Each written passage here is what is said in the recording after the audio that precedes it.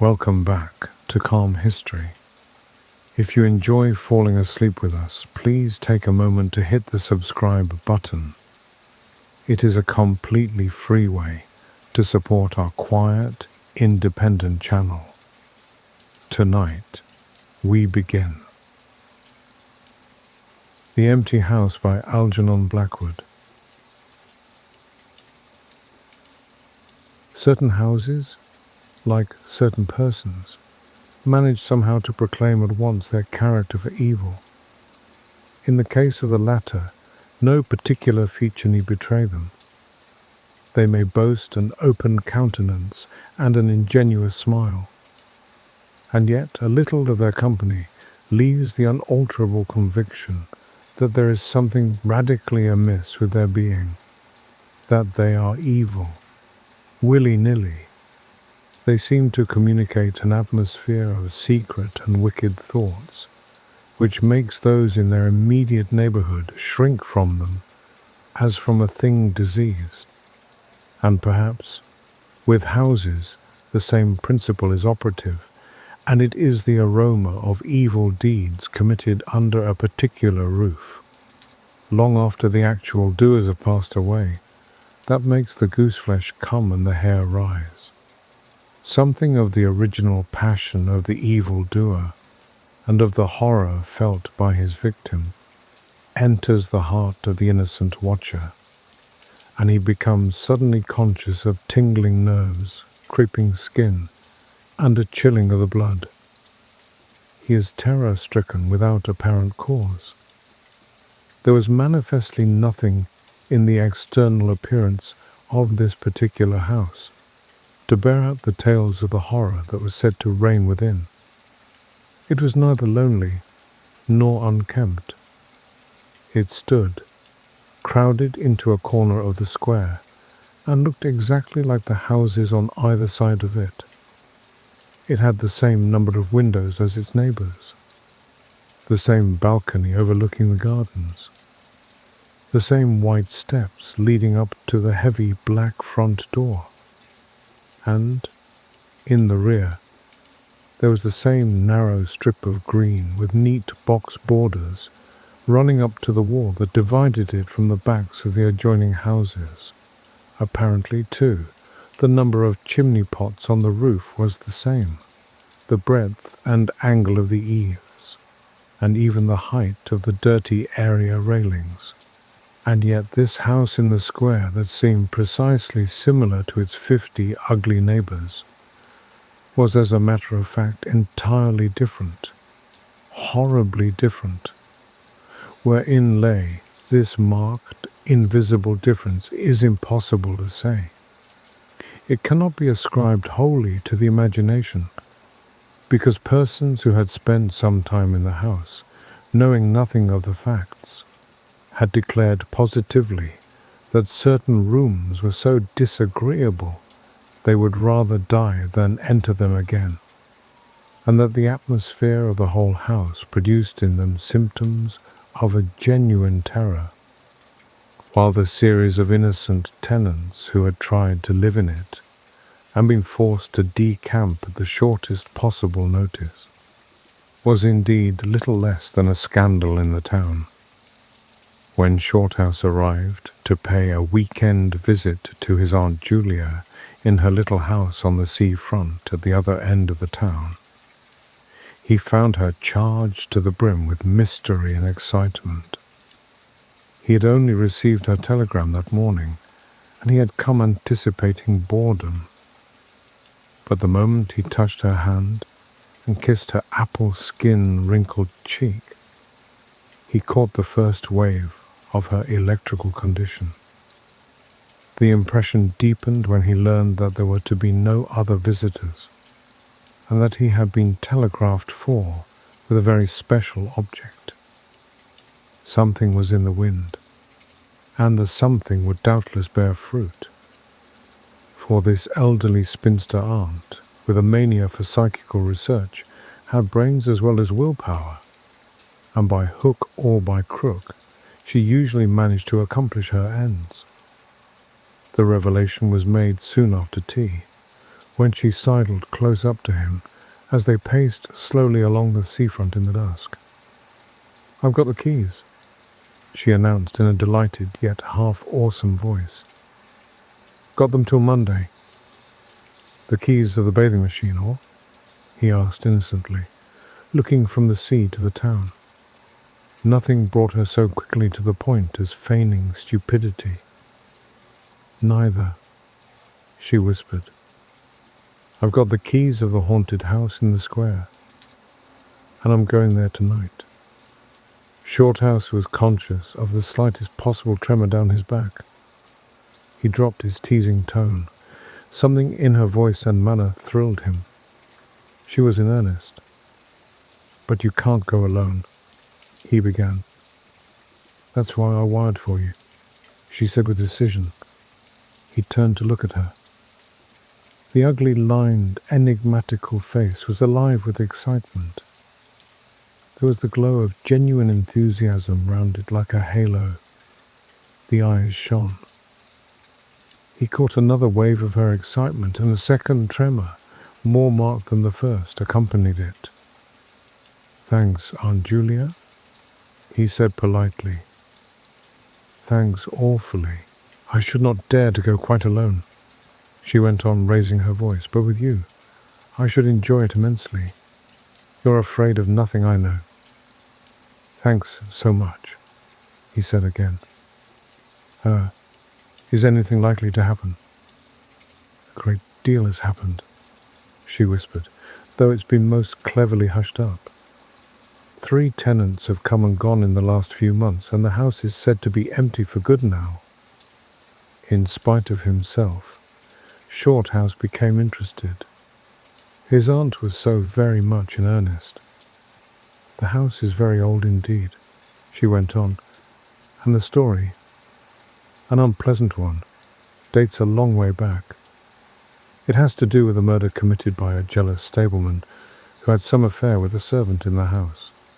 One night, he managed to secrete himself in the cellar, and when everyone was asleep, he crept upstairs to the servants' quarters, chased the girl down to the next landing, and before anyone could come to the rescue, threw her bodily over the banisters into the hall below. And the stableman was caught, I believe, and hanged for murder. But it all happened a century ago, and I've not been able to get more details of the story." Shorthouse now felt his interest thoroughly aroused, but though he was not particularly nervous for himself, he hesitated a little on his aunt's account. "On one condition," he said at length. "Nothing will prevent my going," she said firmly, "but I may as well hear your condition. That you guarantee your power of self-control if anything really horrible happens. I mean, that you are sure you won't get too frightened." "Jim," she said scornfully, "I'm not young, I know, nor are my nerves. But with you, I should be afraid of nothing in the world." This, of course, settled it, for Shorthouse had no pretensions to being other than a very ordinary young man, and an appeal to his vanity was irresistible. He agreed to go. Instinctively, by a sort of subconscious preparation, he kept himself and his forces well in hand the whole evening, compelling an accumulative reserve of control by that nameless inward process of gradually putting all the emotions away and turning the key upon them, a process difficult to describe, but wonderfully effective, as all men who have lived through severe trials of the inner man well understand. Later, it stood him in good stead, but it was not until 10:30, when they stood in the hall, well in the glare of friendly lamps, and still surrounded by comforting human influences, that he had to make the first call upon this store of collected strength.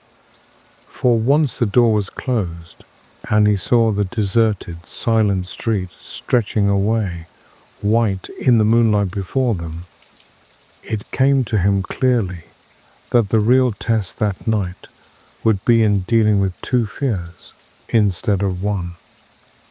He would have to carry his aunt's fear as well as his own.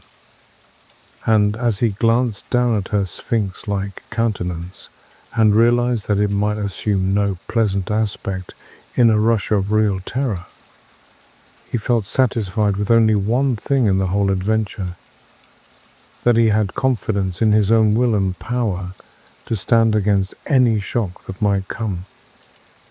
Slowly, they walked along the empty streets of the town. A bright autumn moon silvered the roofs, casting deep shadows. There was no breath of wind, and the trees in the formal gardens by the seafront watched them silently as they passed along. To his aunt's occasional remarks, Shorthouse made no reply, realizing that she was simply surrounding herself with mental buffers, saying ordinary things to prevent herself thinking of extraordinary things. Few windows showed lights, and from scarcely a single chimney came smoke or sparks. Shorthouse had already begun to notice everything, even the smallest details. Presently they stopped at the street corner and looked up at the name on the side of the house, full in the moonlight, and with one accord, but without remark, turned into the square and crossed over to the side of it that lay in shadow. "The number of the house is 13, whispered a voice at his side, and neither of them made the obvious reference, but passed across the broad sheet of moonlight and began to march up the pavement in silence.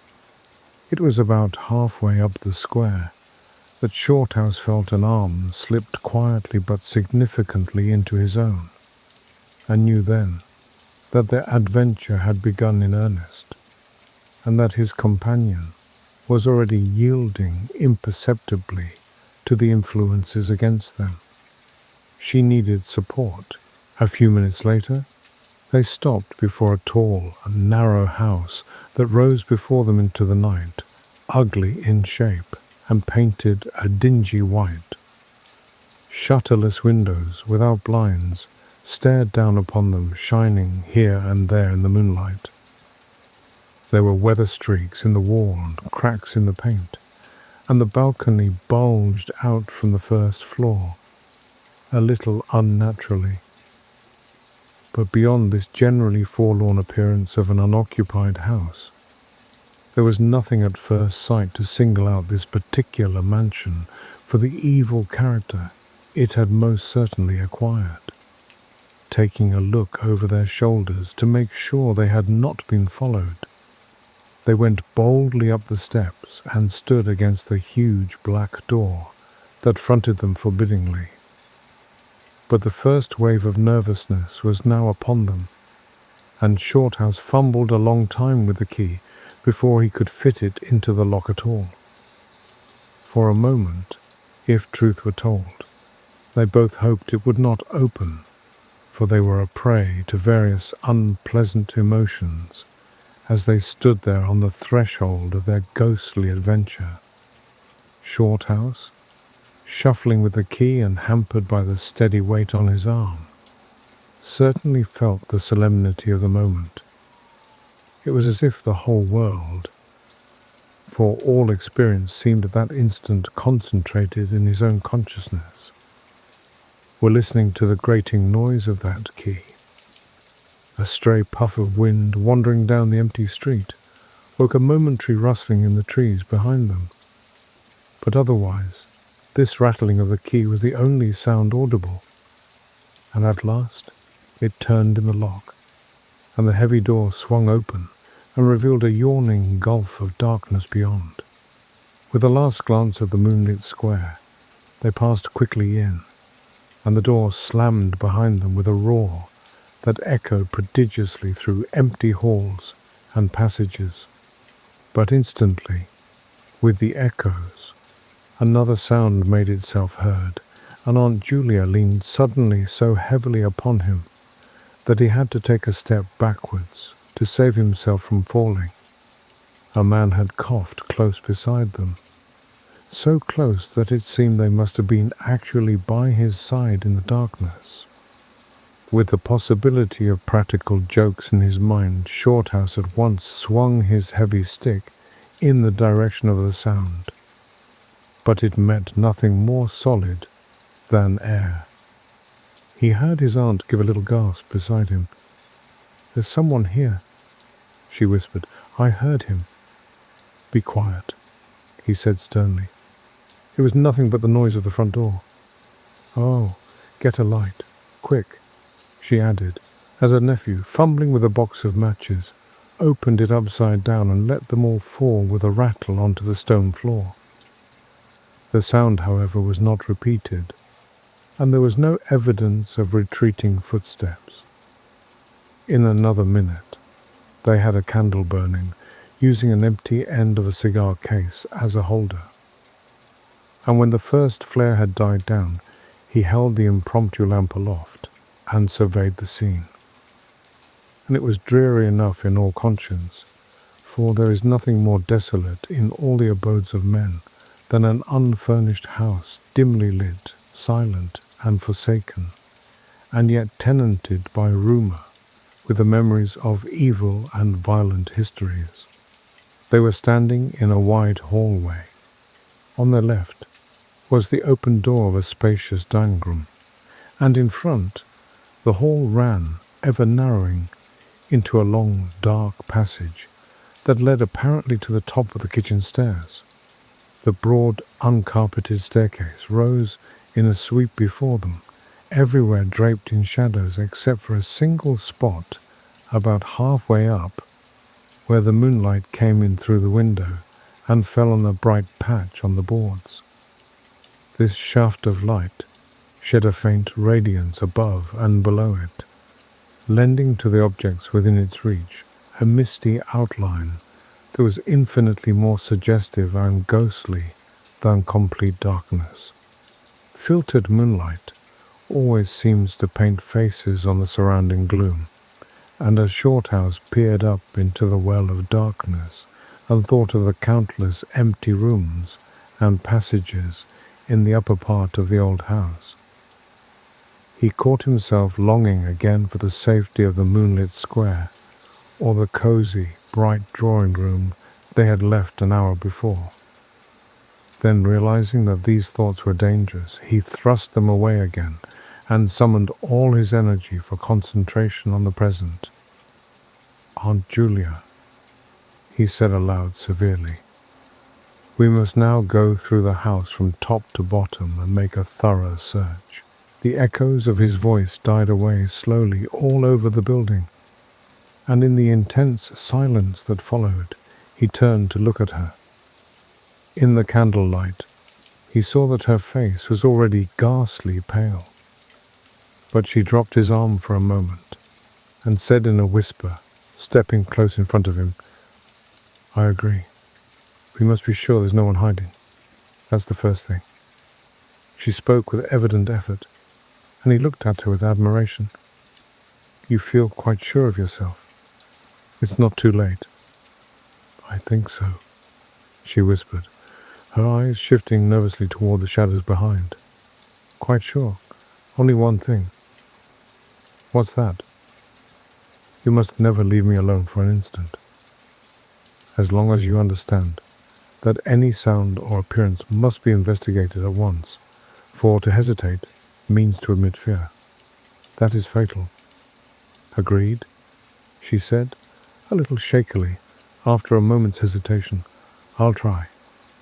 Arm in arm, Shorthouse holding the dripping candle and the stick while his aunt carried the cloak over her shoulders, figures of utter comedy to all but themselves, they began a systematic search. Stealthily, walking on tiptoe and shading the candle lest it should betray their presence through the shutterless windows, they went first into the big dining room. There was not a stick of furniture to be seen. Bare walls, ugly mantelpieces and empty grates stared at them. Everything, they felt, resented their intrusion, watching them, as it were, with veiled eyes. Whispers followed them, Shadows flitted noiselessly to right and left. Something seemed ever at their back, watching, waiting an opportunity to do them injury. There was the inevitable sense that operations which went on when the room was empty had been temporarily suspended till they were well out of the way again. The whole dark interior of the old building seemed to become a malignant presence that rose up, warning them to desist and mind their own business. Every moment the strain on the nerves increased. Out of the gloomy dining room, they passed through large folding doors into a sort of library or smoking room wrapped equally in silence, darkness and dust. And from this, they regained the hall near the top of the back stairs. Here, a pitch-black tunnel opened before them into the lower regions, and, it must be confessed, they hesitated, but only for a minute. With the worst of the night still to come, it was essential to turn from nothing. Aunt Julia stumbled at the top step of the dark descent, ill-lit by the flickering candle, and even Shorthouse felt at least half the decision go out of his legs. "Come on," he said peremptorily, and his voice ran on and lost itself in the dark, empty spaces below. "I'm coming," she faltered, catching his arm with unnecessary violence. They went a little unsteadily down the stone steps, a cold, damp air meeting them in the face, close and malodorous. The kitchen, into which the stairs led along a narrow passage, was large, with a lofty ceiling. Several doors opened out of it, some into cupboards with empty jars still standing on the shelves, and others into horrible little ghostly back offices, each colder and less inviting than the last. Black beetles scurried over the floor, and once, when they knocked against a deal table standing in a corner, something about the size of a cat jumped down with a rush and fled, scampering across the stone floor into the darkness. Everywhere there was a sense of recent occupation, an impression of a sadness and gloom. Leaving the main kitchen, they next went towards the scullery. The door was standing ajar, and as they pushed it open to its full extent, Aunt Julia uttered a piercing scream, which she instantly tried to stifle by placing her hand over her mouth. For a second, Shorthouse stood stock still, catching his breath. He felt as if his spine had suddenly become hollow, and someone had filled it with particles of ice. Facing them, directly in their way between the doorposts, stood the figure of a woman. She had dishevelled hair and wildly staring eyes, and her face was terrified and white as death. She stood there motionless for the space of a single second. Then the candle flickered, and she was gone. Gone utterly, and the door framed nothing but empty darkness. "Only the beastly jumping candlelight," he said quickly, in a voice that sounded like someone else's, and was only half under control. "Come on, Aunt, there's nothing there." He dragged her forward. With a clattering of feet and a great appearance of boldness, they went on, but over his body the skin moved as if crawling ants covered it, and he knew by the weight on his arm that he was supplying the force of locomotion for two. The scullery was cold, bare, and empty, more like a large prison cell than anything else. They went round it, tried the door into the yard and the windows, but found them all fastened securely. His aunt moved beside him like a person in a dream. Her eyes were tightly shut, and she seemed merely to follow the pressure of his arm. Her courage filled him with amazement. At the same time, he noticed that a certain odd change had come over her face, a change which somehow evaded his power of analysis. "There's nothing here, Auntie," he repeated aloud quickly. "Let's go upstairs and see the rest of the house." then would choose a room to wait up in. She followed him obediently, keeping close to his side, and they locked the kitchen door behind them. It was a relief to get up again. In the hall, there was more light than before, for the moon had travelled a little further down the stairs. Cautiously, they began to go up into the dark vault of the upper house, the boards creaking under their weight. On the first floor, they found the large double drawing rooms, a search of which revealed nothing. Here also was no sign of furniture or recent occupancy, nothing but dust and neglect and shadows. They opened the big folding doors between front and back drawing rooms, and then came out again to the landing and went on upstairs. They had not gone up more than a dozen steps when they both simultaneously stopped to listen, looking into each other's eyes with a new apprehension across the flickering candle flame. From the room they had left hardly 10 seconds before came the sound of doors quietly closing. It was beyond all question. They heard the booming noise that accompanies the shutting of heavy doors, followed by the sharp catching of the latch. "We must go back and see," said Shorthouse briefly in a low tone, and turning to go downstairs again. Somehow, she managed to drag after him, her face livid. When they entered the front drawing room, it was plain that the folding doors had been closed half a minute before. Without hesitation, Shorthouse opened them. He almost expected to see someone facing him in the back room, but only darkness and cold air met him. They went through both rooms, finding nothing unusual. They tried in every way to make the doors close of themselves, but there was not wind enough even to set the candle flame flickering. The doors would not move without strong pressure. All was silent as the grave. Undeniably, the rooms were utterly empty, and the house utterly still. "It's beginning," whispered a voice at his elbow, which he hardly recognized as his aunt's. He nodded acquiescence, taking out his watch to note the time. It was 15 minutes before midnight.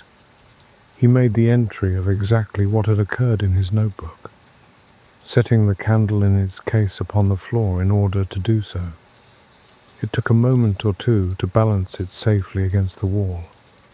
Aunt Julia always declared that at this moment she was not actually watching him, but had turned her head towards the inner room, where she fancied she heard something moving. But, at any rate, both positively agreed that there came a sound of rushing feet, heavy and very swift, and the next instant the candle was out. But to Shorthouse himself had come more than this, and he has always thanked his fortunate stars that it came to him alone, and not to his aunt too. For as he rose from the stooping position of balancing the candle, and before it was actually extinguished, a face thrust itself forward so close to his own that he could almost have touched it with his lips. It was a face working with passion. A man's face, dark, with thick features and angry, savage eyes.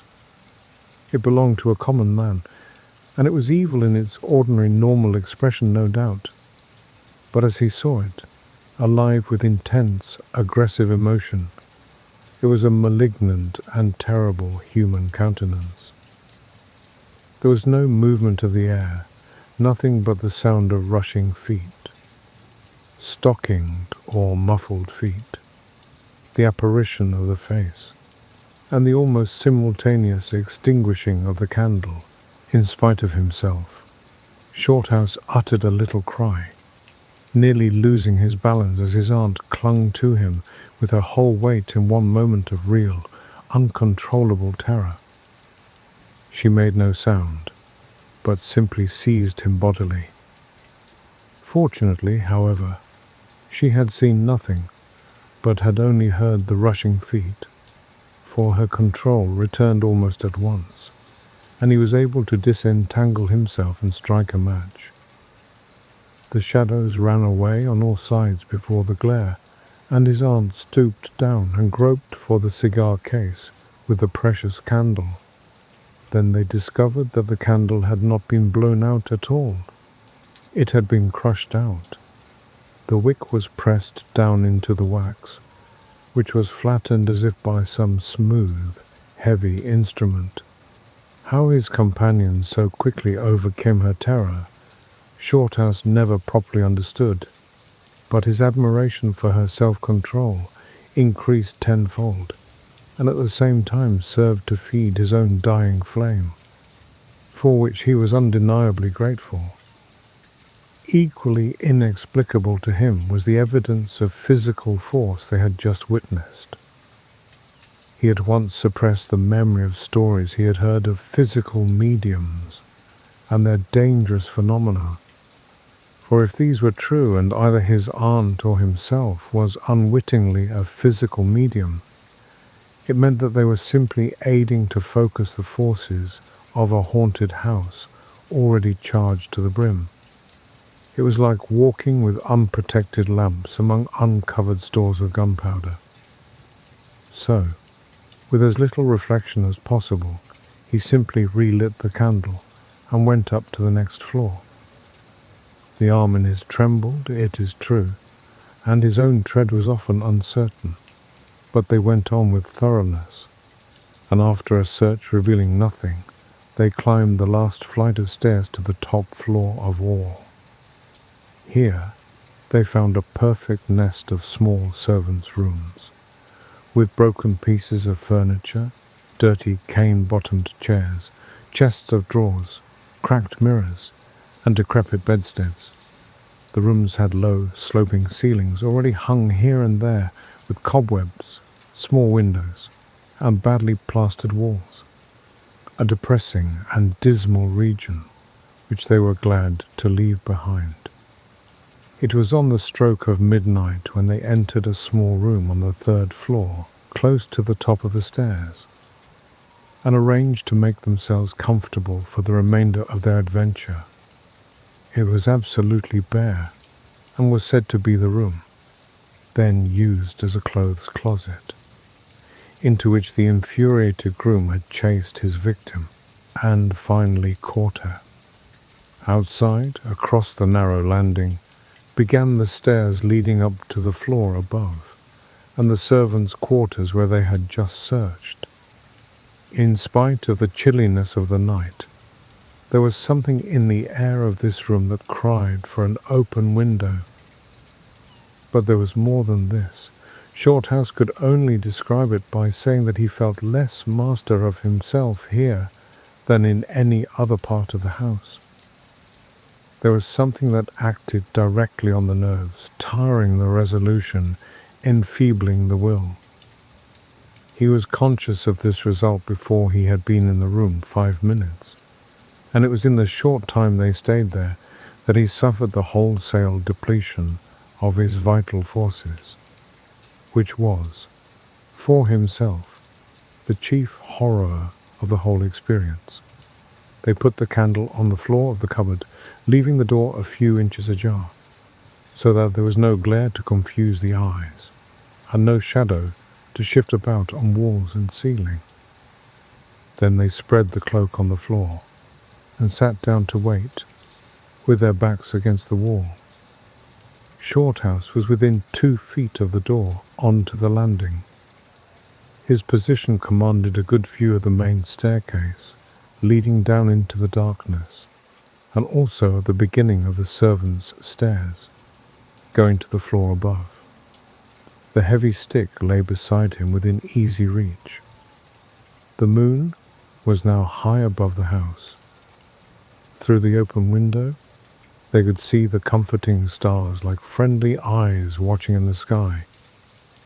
One by one, the clocks of the town struck midnight, and when the sounds died away, the deep silence of a windless night fell again over everything. Only the boom of the sea, far away and lugubrious, filled the air with hollow murmurs. Inside the house, the silence became awful. Awful, he thought, because any minute now it might be broken by sounds portending terror. The strain of waiting told more and more severely on the nerves. They talked in whispers when they talked at all, for their voices aloud sounded queer and unnatural.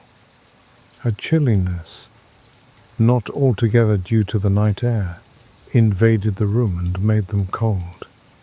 The influences against them, whatever these might be, were slowly robbing them of self-confidence and the power of decisive action.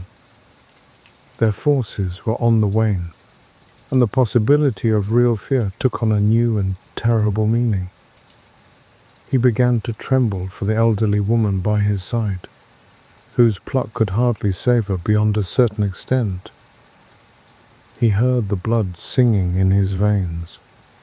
It sometimes seemed so loud that he fancied it prevented his hearing properly certain other sounds that were beginning very faintly to make themselves audible in the depths of the house. Every time he fastened his attention on these sounds, they instantly ceased. They certainly came no nearer. Yet he could not rid himself of the idea that movement was going on somewhere in the lower regions of the house. The drawing-room floor, where the doors had been so strangely closed, seemed too near. The sounds were further off than that. He thought of the great kitchen, with the scurrying black beetles, and of the dismal little scullery. But somehow or other, they did not seem to come from there either. Surely, they were not outside the house. Then, suddenly, the truth flashed into his mind, and for the space of a minute he felt as if his blood had stopped flowing and turned to ice. The sounds were not downstairs at all. They were upstairs. Upstairs. Somewhere among those horrid, gloomy little servants' rooms, with their bits of broken furniture, low ceilings, and cramped windows. Upstairs, where the victim had first been disturbed and stalked to her death. And the moment he discovered where the sounds were, he began to hear them more clearly.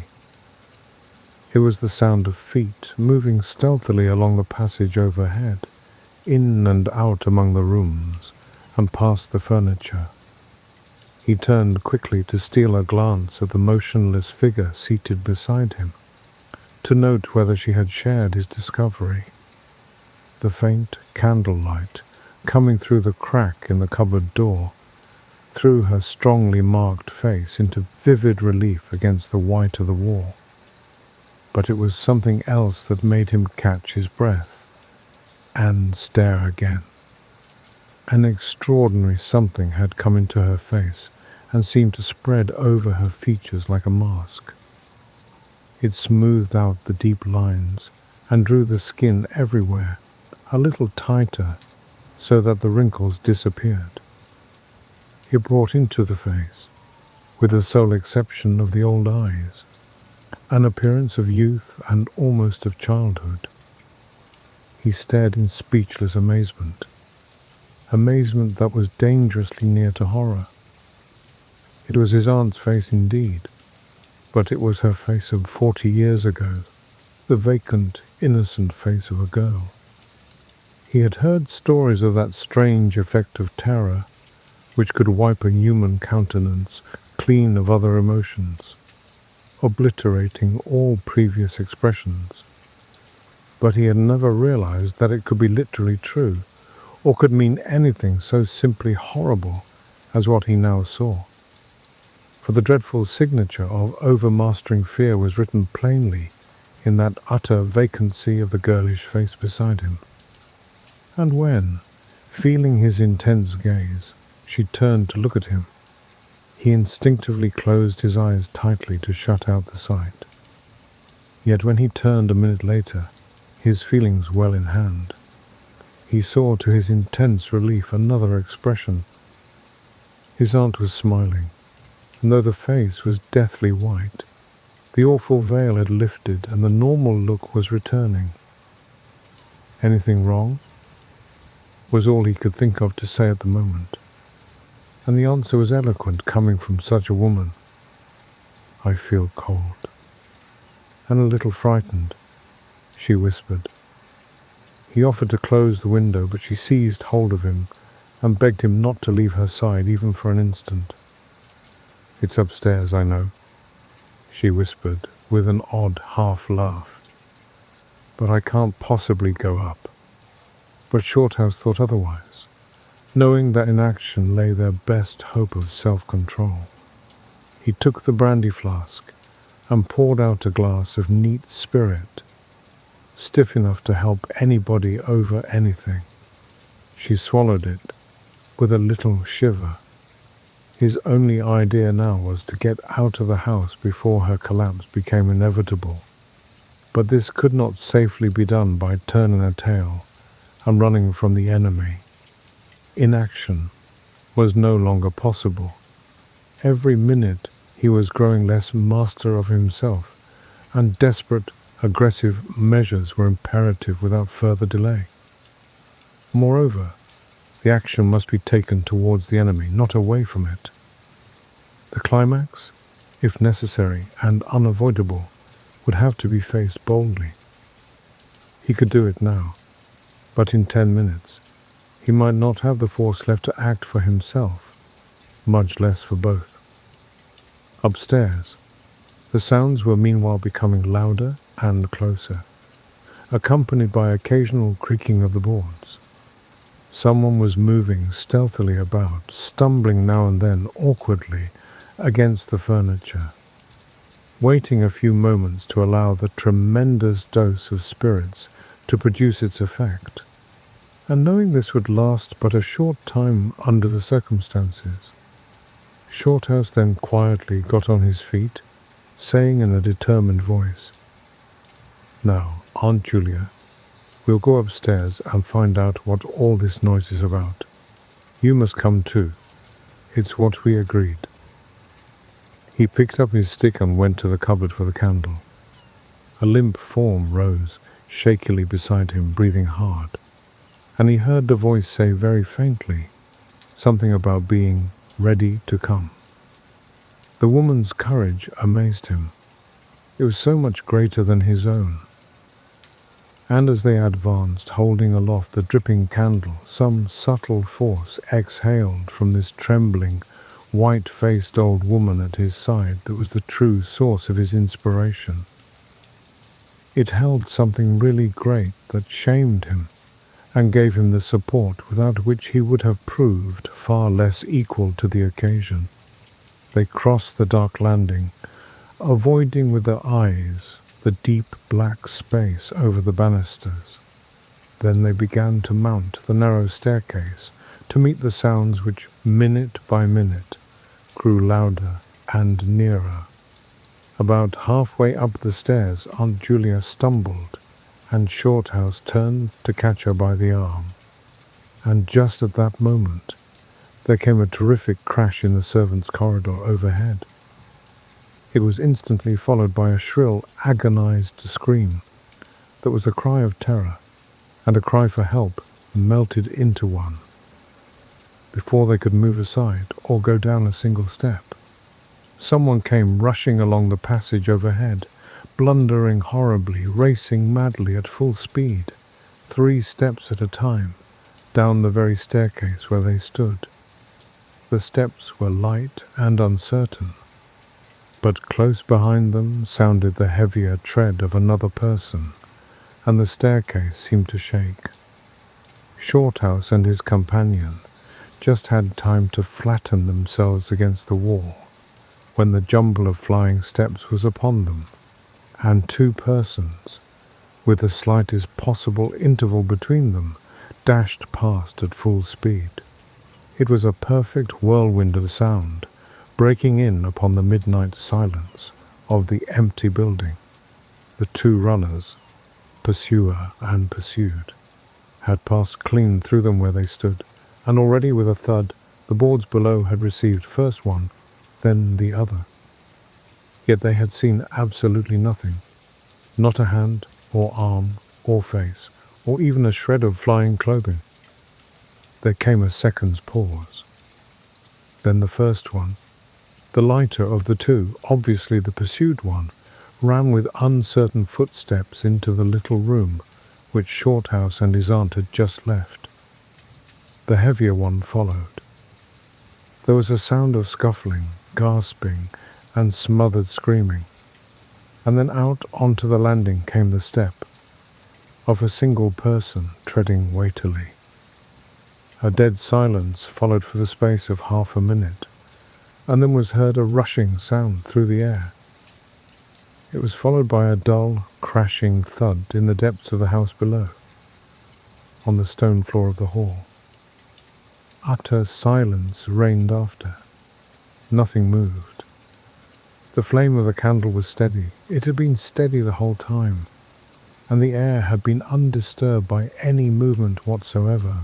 Palsied with terror, Aunt Julia, without waiting for her companion, began fumbling her way downstairs. She was crying gently to herself, and when Shorthouse put his arm round her and half carried her, he felt that she was trembling like a leaf. He went into the little room and picked up the cloak from the floor, and arm in arm, walking very slowly, without speaking a word or looking once behind them, they marched down the 3 flights into the hall. In the hall, they saw nothing, but the whole way down the stairs they were conscious that someone followed them, step by step. When they went faster, it was left behind, and when they went more slowly, it caught them up. But never once did they look behind to see. And at each turning of the staircase, they lowered their eyes, for fear of the following horror they might see upon the stairs above. With trembling hands, Shorthouse opened the front door, and they walked out into the moonlight and drew a deep breath of the cool night air blowing in from the sea.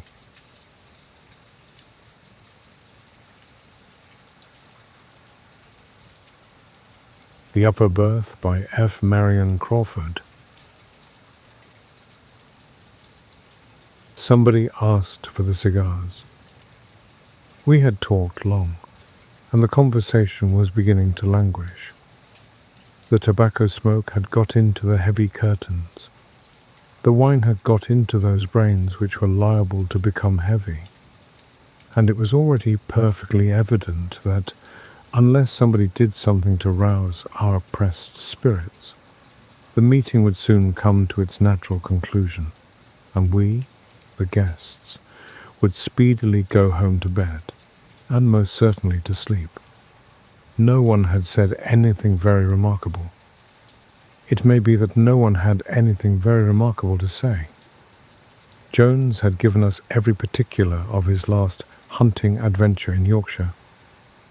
Mr. Tompkins of Boston had explained at elaborate length those working principles, by the due and careful maintenance of which the Atchison, Topeka, and Santa Fe Railroad not only extended its territory, increased its departmental influence, and transported livestock without starving them to death before the day of actual delivery, but also had for years succeeded in deceiving those passengers who bought its tickets into the fallacious belief that the corporation aforesaid was really able to transport human life without destroying it.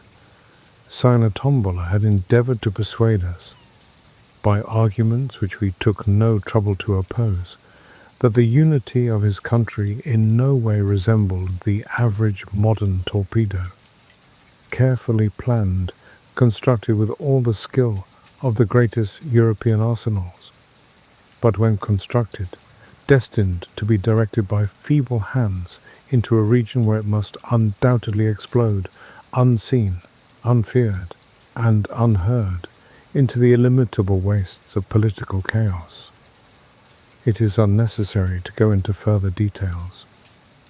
The conversation had assumed proportions which would have bored Prometheus on his rock, which would have driven Tantalus to distraction, and which would have impelled Ixion to seek relaxation in the simple but instructive dialogues of Herr Ollendorf, rather than submit to the greater evil of listening to our talk. We had sat at table for hours, we were bored, we were tired, and nobody showed signs of moving. Somebody called for cigars. We all instinctively looked towards the speaker. Brisbane was a man of 35 years of age, and remarkable for those gifts which chiefly attract the attention of men. He was a strong man. The external proportions of his figure presented nothing extraordinary to the common eye, though his size was above the average. He was a little over 6 feet in height, and moderately broad in the shoulder.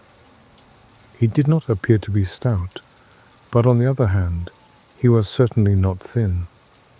His small head was supported by a strong and sinewy neck.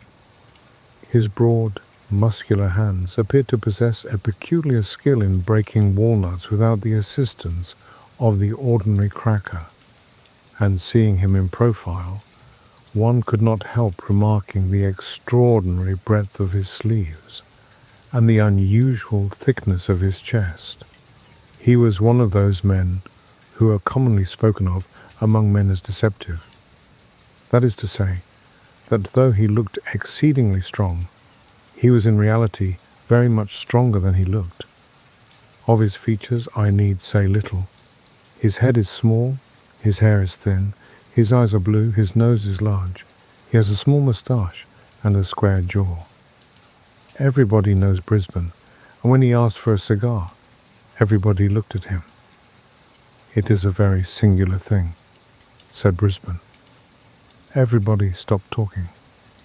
Brisbane's voice was not loud, but possessed a peculiar quality of penetrating general conversation and cutting it like a knife. Everybody listened.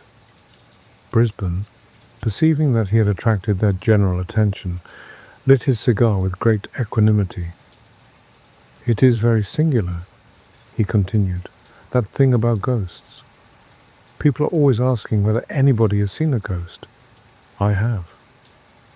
"Bosh. What, you? You don't mean to say so, Brisbane? Well, for a man of his intelligence." A chorus of exclamations greeted Brisbane's remarkable statement. Everybody called for cigars, and Stubbs, the butler, suddenly appeared from the depths of nowhere with a fresh bottle of dry champagne. The situation was saved. Brisbane was going to tell a story. "I am an old sailor," said Brisbane, "and as I have to cross the Atlantic pretty often, I have my favourites. Most men have their favourites. I have seen a man wait in a Broadway bar for 3/4 of an hour for a particular car, which he liked. I believe the barkeeper made at least 1/3 of his living by that man's preference. I have a habit of waiting for certain ships when I'm obliged to cross that duck pond. It may be a prejudice, but I was never cheated out of a good passage but once in my life. I remember it very well. It was a warm morning in June, and the custom house officials, who were hanging about waiting for a steamer already on her way up from the quarantine, presented a peculiarly hazy and thoughtful appearance. I had not much luggage. I never have. I mingled with a crowd of passengers, porters, and officious individuals in blue coats and brass buttons, who seemed to spring up like mushrooms from the deck of a moored steamer to obtrude their unnecessary services upon the independent passenger. I have often noticed with a certain interest the spontaneous evolution of these fellows. They are not there when you arrive. 5 minutes after the pilot has called "Go ahead," they, or at least their blue coats and brass buttons, have disappeared from deck and gangway, as completely as though they had been consigned to that locker which tradition unanimously ascribes to Davy Jones. But at the moment of starting, they are there, clean-shaved, blue-coated, and ravenous for fees. I hastened on board. The Kamchatka was one of my favorite ships. I say was, because she emphatically no longer is. I cannot conceive of any inducement which could entice me to make another voyage in her. Yes, I know what you are going to say. She is uncommonly clean in the run aft. She has enough bluffing off in the bows to keep her dry, and the lower berths are most of them double. She has a lot of advantages, but I won't cross in her again. Excuse the digression. I got on board. I hailed a steward whose red nose and redder whiskers were equally familiar to me. 105, lower berth, said I, in the businesslike tone peculiar to men who think no more of crossing the Atlantic than taking a whiskey cocktail at downtown Delmonico's. The steward took my portmanteau, greatcoat, and rug. I shall never forget the expression of his face. Not that he turned pale. It is maintained by the most eminent divines that even miracles cannot change the course of nature. I have no hesitation in saying that he did not turn pale, but from his expression, I judged that he was either about to shed tears, to sneeze, or to drop my portmanteau. As the latter contained 2 bottles of particularly fine old sherry, presented to me for my voyage by my old friend Snigginson Van Pickens, I felt extremely nervous, but the steward did none of these things. "Well, I'm damned," said he in a low voice, and led the way. I suppose my Hermes, as he led me to the lower regions, had had a little grog, but I said nothing, and followed him. 105 was on the port side, well aft. There was nothing remarkable about the stateroom. The lower berth, like most of those upon the Kamchatka, was double. There was plenty of room. There was the usual washing apparatus, calculated to convey an idea of luxury to the mind of a North American Indian. There were the usual inefficient racks of brown wood, in which it is more easy to hang a large-sized umbrella than the common toothbrush of commerce. Upon the uninviting mattresses were carefully folded together those blankets which a great modern humorist has aptly compared to cold buckwheat cakes. The question of towels was left entirely to the imagination. The glass decanters were filled with a transparent liquid faintly tinged with brown, but from which an odour less faint, but not more pleasing, ascended to the nostrils, like a far-off seasick reminiscence of oily machinery. Sad-coloured curtains half-closed the upper berth.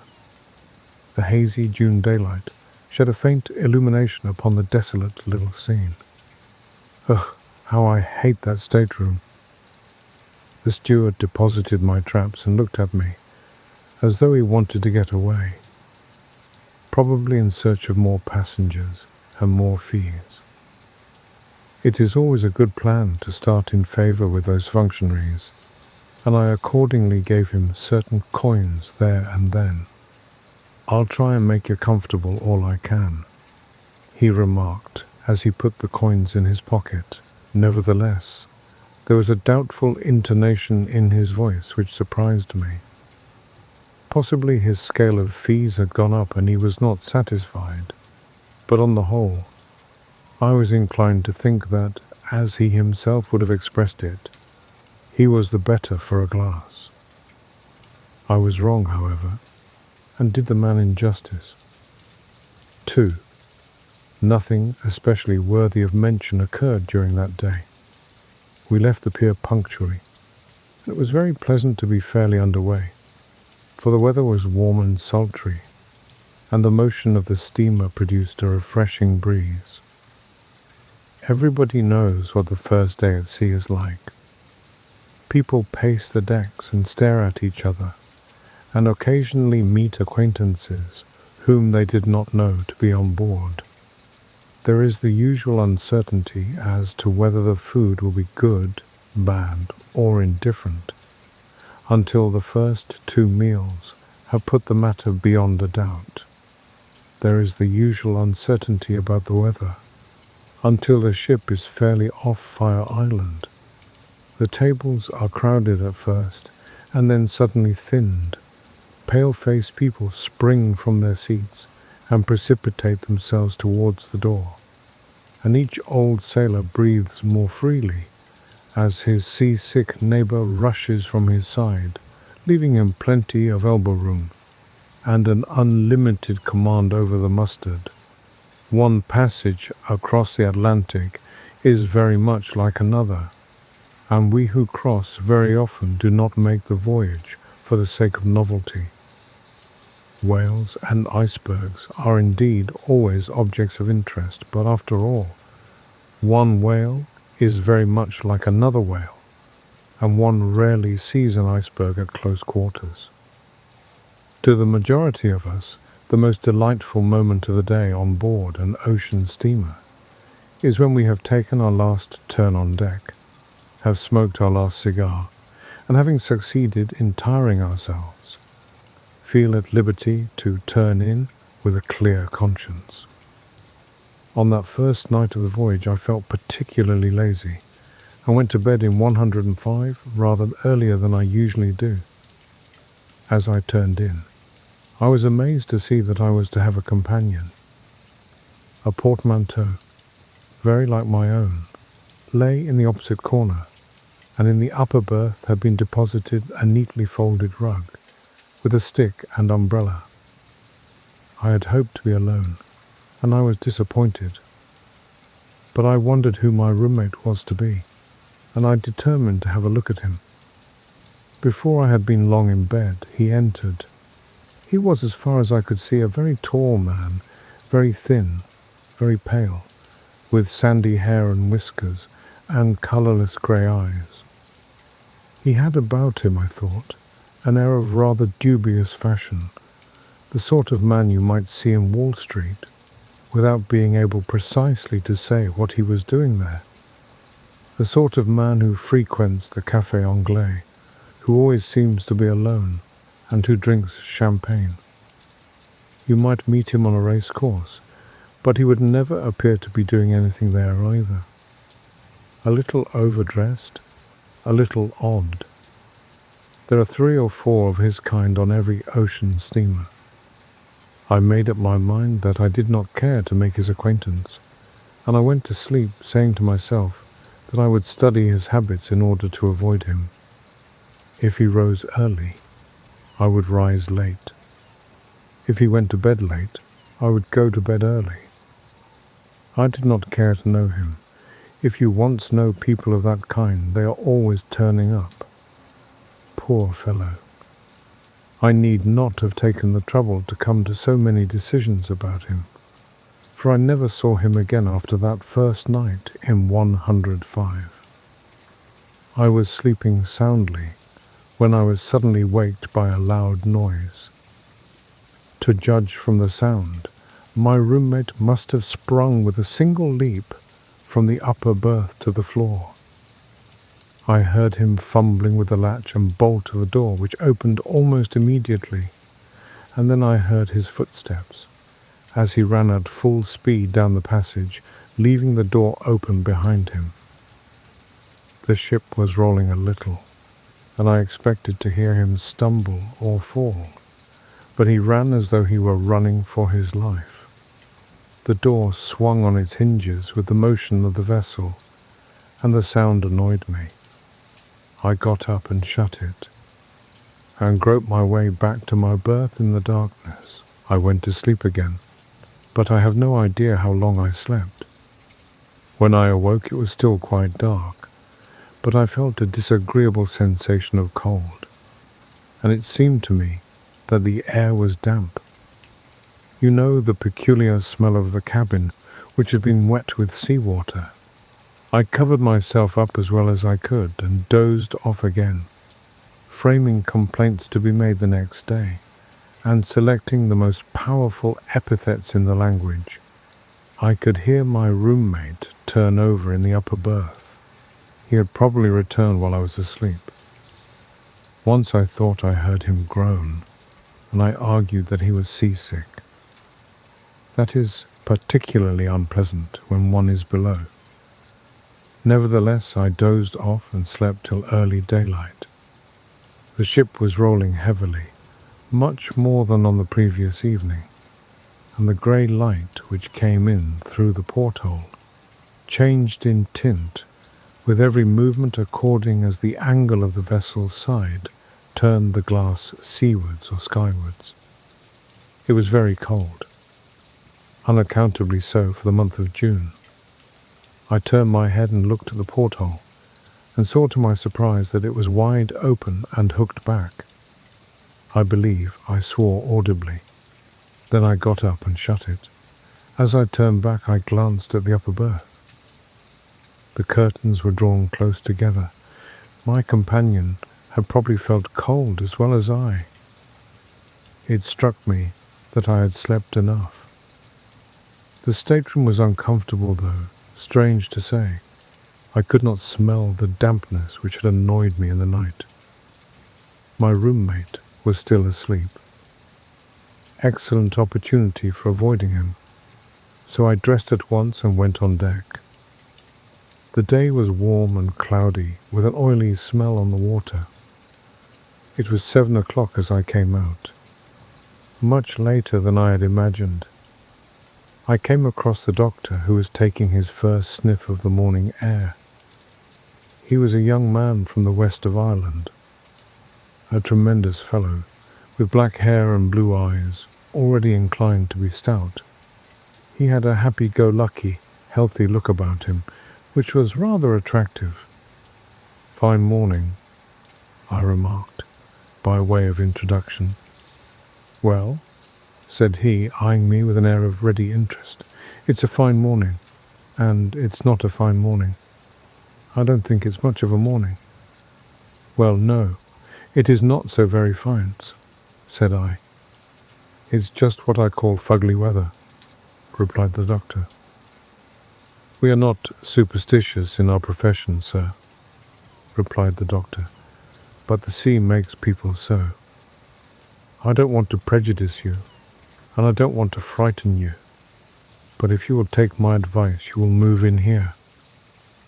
I would as soon see you overboard," he added earnestly, "as know that you or any other man was to sleep in 105. "Good gracious, why?" I asked. "Just because on the last 3 trips the people who have slept there actually have gone overboard," he answered gravely. The intelligence was startling, and exceedingly unpleasant, I confess. I looked hard at the doctor to see whether he was making game of me, but he looked perfectly serious. I thanked him warmly for his offer, but told him I intended to be the exception to the rule by which everyone who slept in that particular stateroom went overboard. He did not say much, but looked as grave as ever, and hinted that before we got across, I should probably reconsider his proposal. In the course of time we went to breakfast, at which only an inconsiderable number of passengers assembled. I noticed that 1 or 2 of the officers who breakfasted with us looked grave. After breakfast, I went into my stateroom in order to get a book. The curtains of the upper berth were still closely drawn. Not a word was to be heard. My roommate was probably still asleep. As I came out, I met the steward whose business it was to look after me. He whispered that the captain wanted to see me, and then scuttled away down the passage as if very anxious to avoid any questions. I went toward the captain's cabin and found him waiting for me. "Sir," said he, "I want to ask a favor of you." I answered that I would do anything to oblige him. "Your roommate has disappeared," he said. "He is known to have turned in early last night. Did you notice anything extraordinary in his manner?" The question coming, as it did, in exact confirmation of the fears the doctor had expressed half an hour earlier, staggered me. "You don't mean to say he has gone overboard?" I asked. "I fear he has," answered the captain. "This is the most extraordinary thing," I began. "Why?" he asked. "He is the fourth, then," I explained.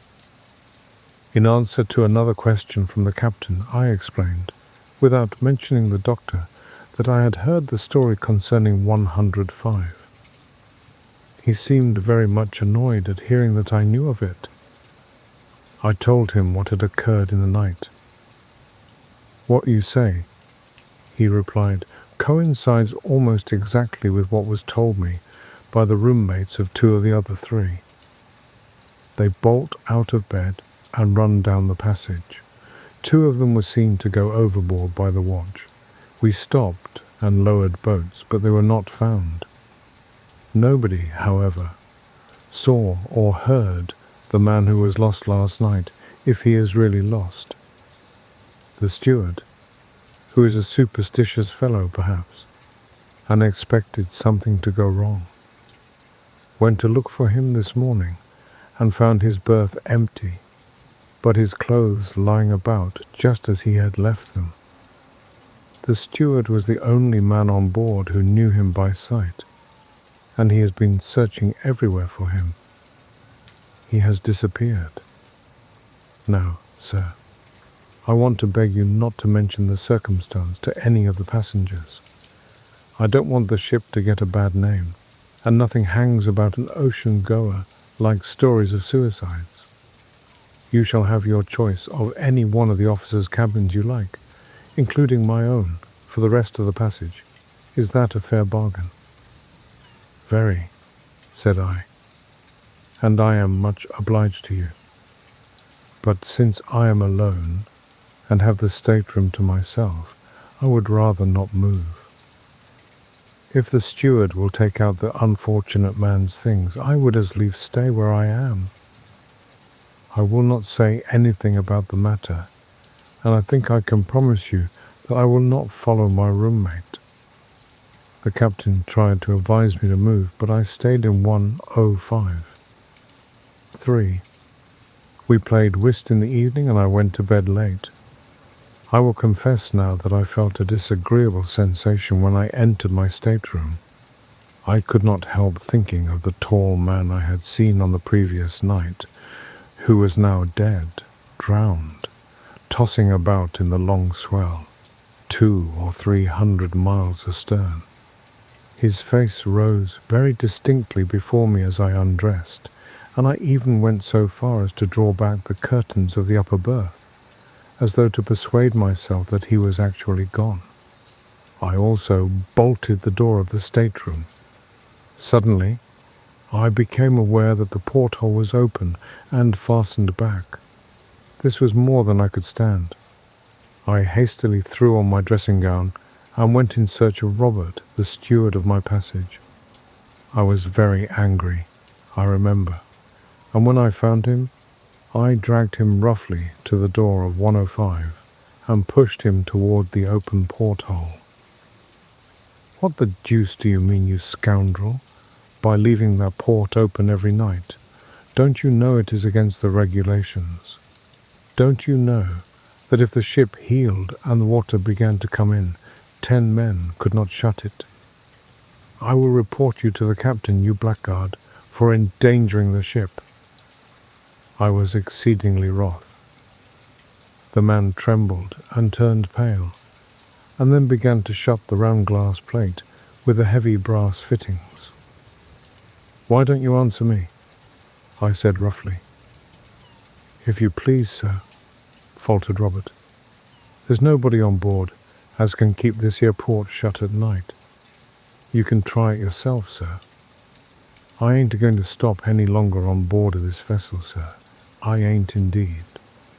But if I was you, sir, I'd just clear out and go and sleep with the surgeon or something. I would. Look here, sir. Is that fastened what you may call securely? Or not, sir? Try it, sir. See if it will move a hinge. I tried the port and found it perfectly tight. Well, sir, continued Robert triumphantly, I wager my reputation as a A1 steward that in half an hour it will be open again. Fastened back too, sir. That's the awful thing. Fastened back. I examined the great screw and the looped nut that ran on it. If I find it open in the night, Robert, I will give you a sovereign. It is not possible. You may go. Sovereign, did you say, sir? Very good, sir.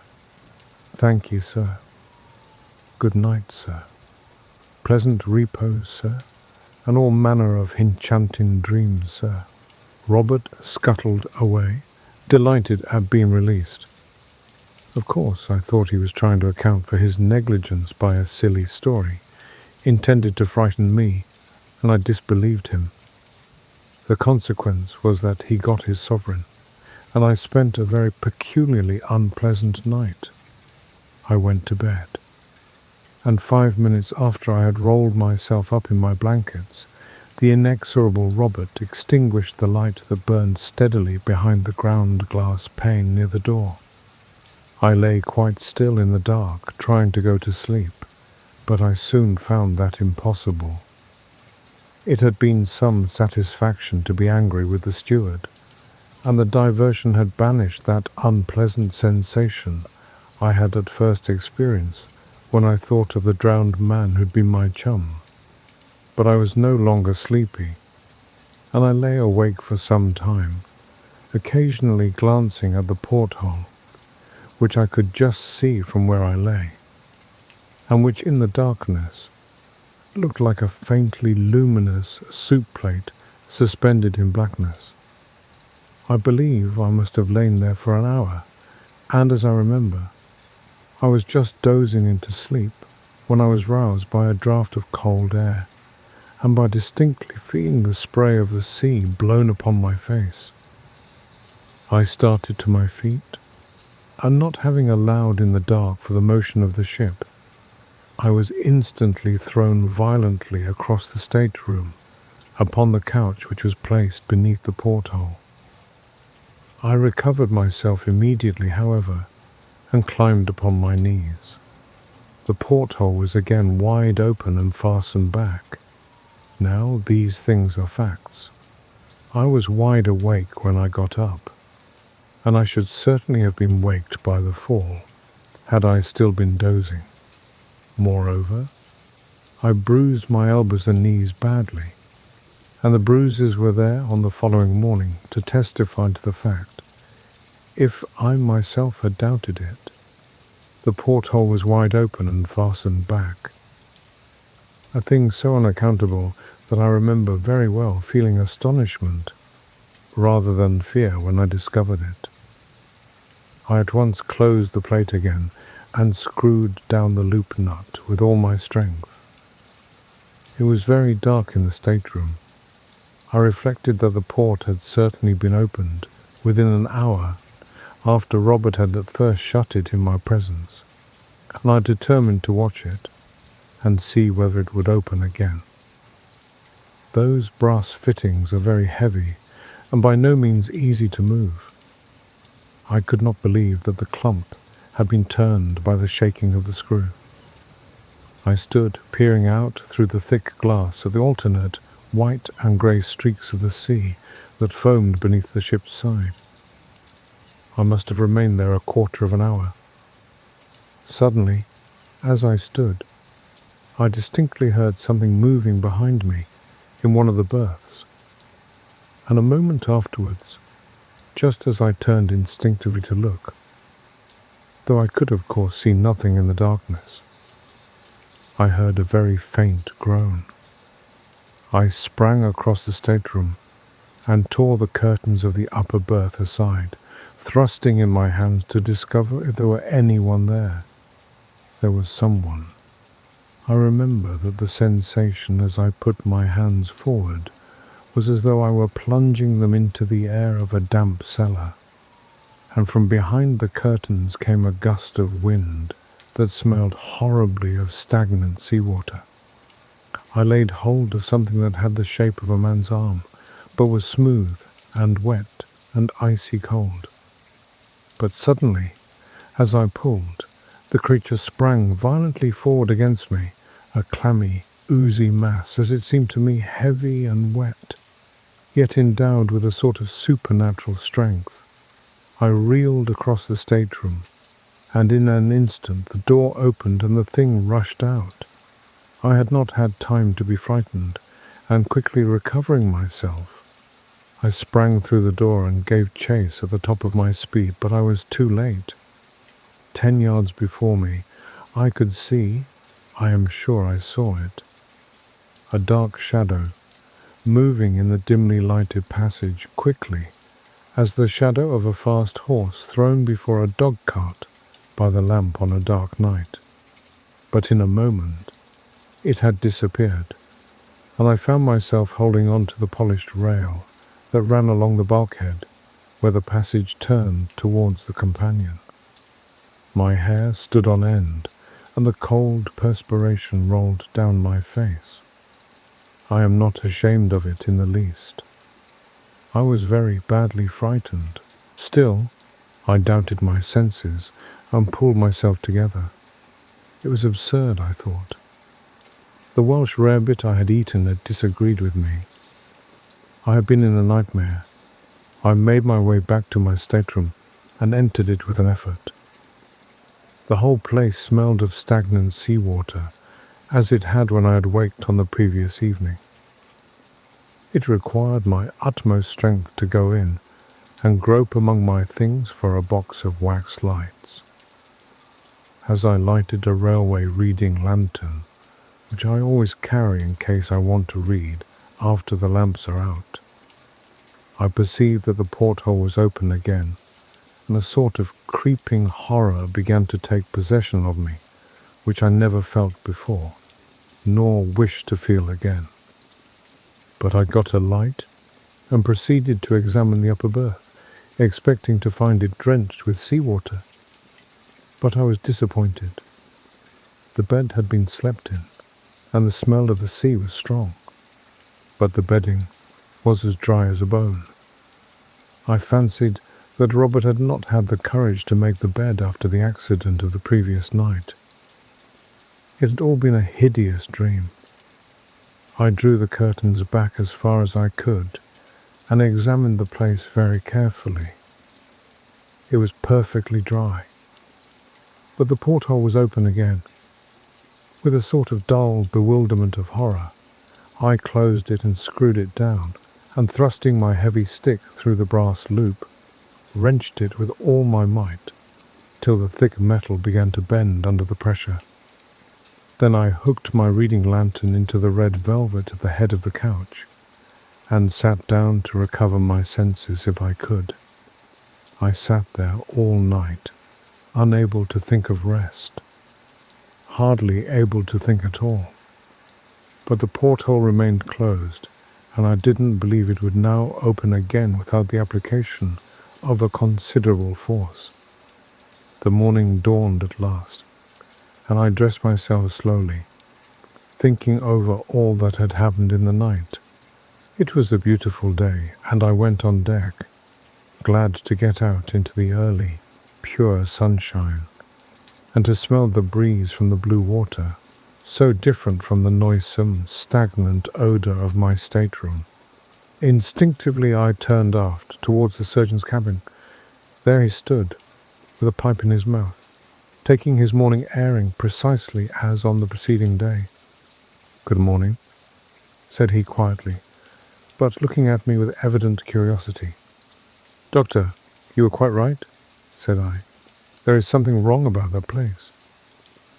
"I thought you would change your mind," he answered rather triumphantly. "You have had a bad night, eh? Shall I make you a pick-me-up? I have a capital recipe." "No, thanks," I cried. but I would like to tell you what happened."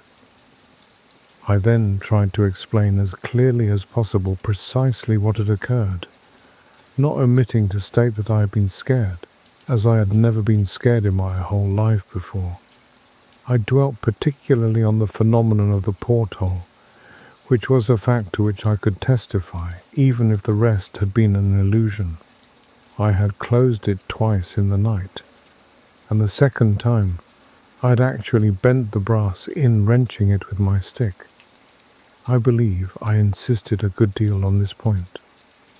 "You seem to think I am likely to doubt the story," said the doctor, smiling at the detailed account of the state of the porthole. "I do not doubt it in the least. I renew my invitation to you. Bring your traps here, and take half my cabin. Come and take half of mine for one night," I said. "Help me to get to the bottom of this thing." "You will get to the bottom of something else if you try," answered the doctor. "What?" I asked. "The bottom of the sea. I am going to leave this ship. It is not canny." "Then you will not help me to find out." "Not I," said the doctor quickly. "It is my business to keep my wits about me, not to go fiddling about with ghosts and things." "Do you really believe it is a ghost?" I inquired, rather contemptuously. But as I spoke, I remembered very well the horrible sensation of the supernatural which had got possession of me during the night. The doctor turned sharply on me. "Have you any reasonable explanation of these things to offer?" he asked. "No, you have not." "Well, you say you will find an explanation. I say that you won't, sir, simply because there is not any." "But, my dear sir," I retorted, "do you, a man of science, mean to tell me that such things cannot be explained?" "I do," he answered stoutly. "And if they could, I would not be concerned in the explanation. I did not care to spend another night alone in the stateroom, and yet I was obstinately determined to get at the root of the disturbances. I do not believe there are many men who would have slept there alone after passing 2 such nights. But I made up my mind to try it, if I could not get anyone to share a watch with me. The doctor was evidently not inclined for such an experiment. He said he was a surgeon, and that in case any accident occurred on board, he must be always in readiness.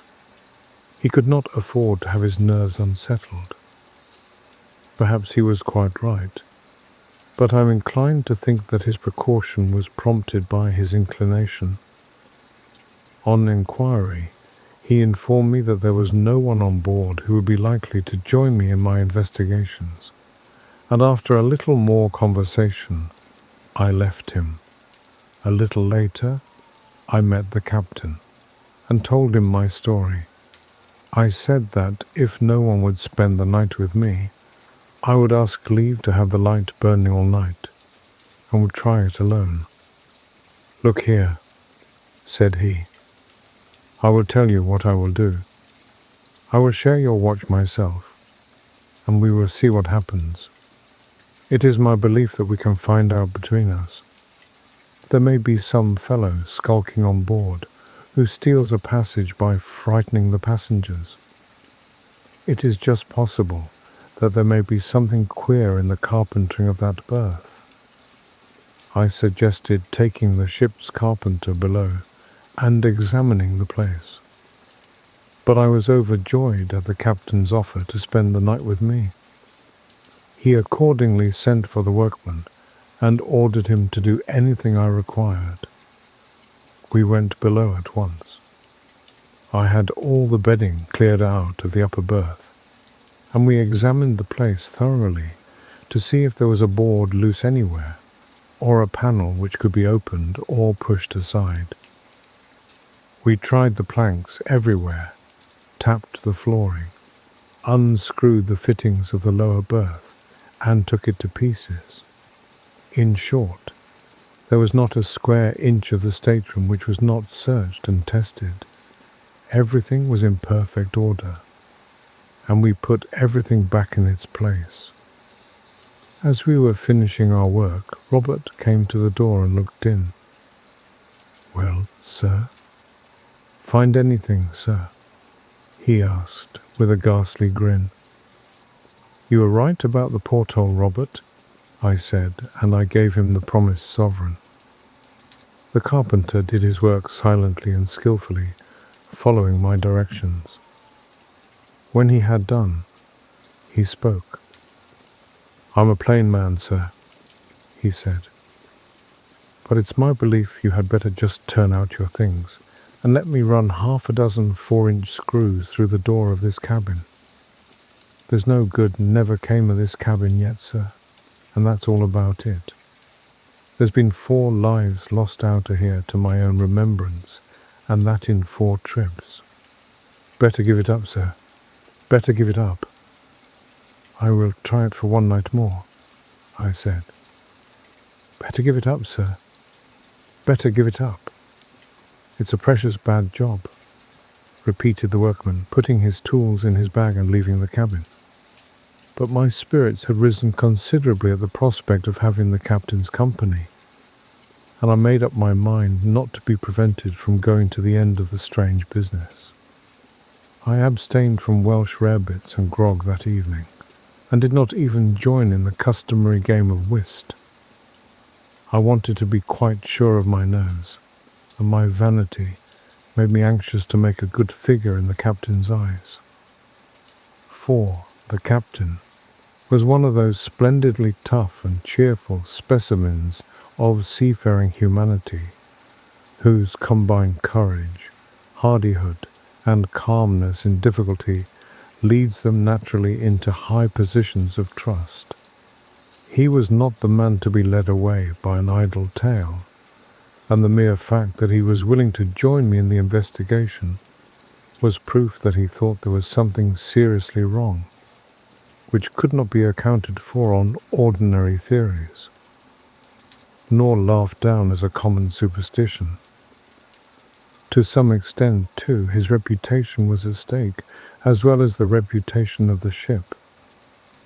It is no light thing to lose a passenger's overboard, and he knew it. About 10 o'clock that evening, as I was smoking a last cigar, he came up to me and drew me aside from the beat of the other passengers who were patrolling the deck in the warm darkness. "This is a serious matter, Mr. Brisbane," he said. "We must make up our minds either way, to be disappointed or to have a pretty rough time of it. You see, I cannot afford to laugh at the affair, and I will ask you to sign your name to a statement of whatever occurs. If nothing happens tonight, we will try it again tomorrow and next day. Are you ready?" So we went below and entered the stateroom. As we went in, I could see Robert the steward, who stood a little further down the passage, watching us, with his usual grin, as though certain that something dreadful was about to happen. The captain closed the door behind us and bolted it. "Supposing we put your portmanteau before the door," he suggested. "One of us can sit on it. Nothing can get out then. Is the port screwed down?" I found it as I had left it in the morning. Indeed, without using a lever, as I had done, no one could have opened it. I drew back the curtains of the upper berth so that I could see well into it. By the captain's advice, I lighted my reading lantern and placed it so that it shone upon the white sheets above. He insisted upon sitting on the portmanteau, declaring that he wished to be able to swear that he had sat before the door. Then he requested me to search the stateroom thoroughly, an operation very soon accomplished, as it consisted merely in looking beneath the lower berth and under the couch below the porthole. The spaces were quite empty. "It is impossible for any human being to get in," I said. or for any human being to open the port. Very good, said the captain calmly. If we see anything now, it must be either imagination or something supernatural. I sat down on the edge of the lower berth. The first time it happened, said the captain, crossing his legs and leaning back against the door, was in March. The passenger who slept here, in the upper berth, turned out to have been a lunatic. At all events, he was known to have been a little touched, and he had taken his passage without the knowledge of his friends. He rushed out in the middle of the night and threw himself overboard before the officer who had the watch could stop him. We stopped and lowered a boat. It was a quiet night, just before that heavy weather came on, but we couldn't find him. Of course, his suicide was afterwards accounted for on the ground of his insanity. I suppose that often happens, I remarked rather absently. Not often, no, said the captain. Never before in my experience, though I have heard of it happening on board of other ships. Well, as I was saying, that occurred in March. On the very next trip. What are you looking at? He asked, stopping suddenly in his narration. I believe I gave no answer. My eyes were riveted upon the porthole. It seemed to me that the brass loop nut was beginning to turn very slowly upon the screw. So slowly, however, that I was not sure it moved at all. I watched it intently, fixing its position in my mind and trying to ascertain whether it changed. Seeing where I was looking, the captain looked too. It moves, he exclaimed in a tone of conviction. No, it does not, he added after a minute. If it were the jarring of the screw, said I, it would have opened during the day, but I found it this evening jammed tight as I left it this morning. I rose and tried the nut. It was certainly loosened, for by an effort I could move it with my hands. The queer thing, said the captain, is that the second man who was lost is supposed to have got through that very port. We had a terrible time over it. It was in the middle of the night, and the weather was very heavy. There was an alarm that one of the ports was open and the sea running in. I came below and found everything flooded, the water pouring in every time she rolled, and the whole port swinging from the top bolts. Not the porthole in the middle. Well, we managed to shut it, but the water did some damage. Ever since that the place smells of seawater from time to time. We supposed the passenger had thrown himself out, though the Lord only knows how he did it. The steward kept telling me that he cannot keep anything shut here. Upon my word. I can smell it now, cannot you? He inquired, sniffing the air suspiciously. Yes, distinctly, I said, and I shuddered as that same odour of stagnant seawater grew stronger in the cabin. Now, to smell like this, the place must be damp, I continued. And yet, when I examined it with the carpenter this morning, everything was perfectly dry. It is most extraordinary. Hello? My reading lantern, which had been placed in the upper berth, was suddenly extinguished. There was still a good deal of light from the pane of ground glass near the door, behind which loomed the regulation lamp.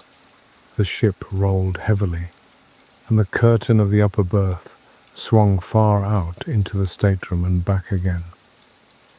I rose quickly from my seat on the edge of the bed, and the captain at the same moment started to his feet with a loud cry of surprise.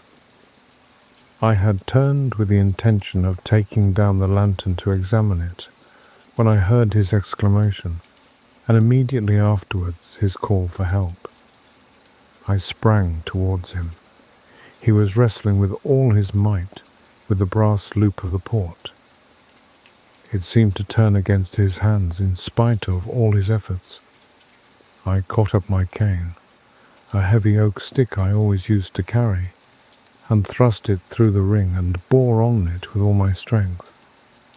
But the strong wood snapped suddenly and I fell upon the couch.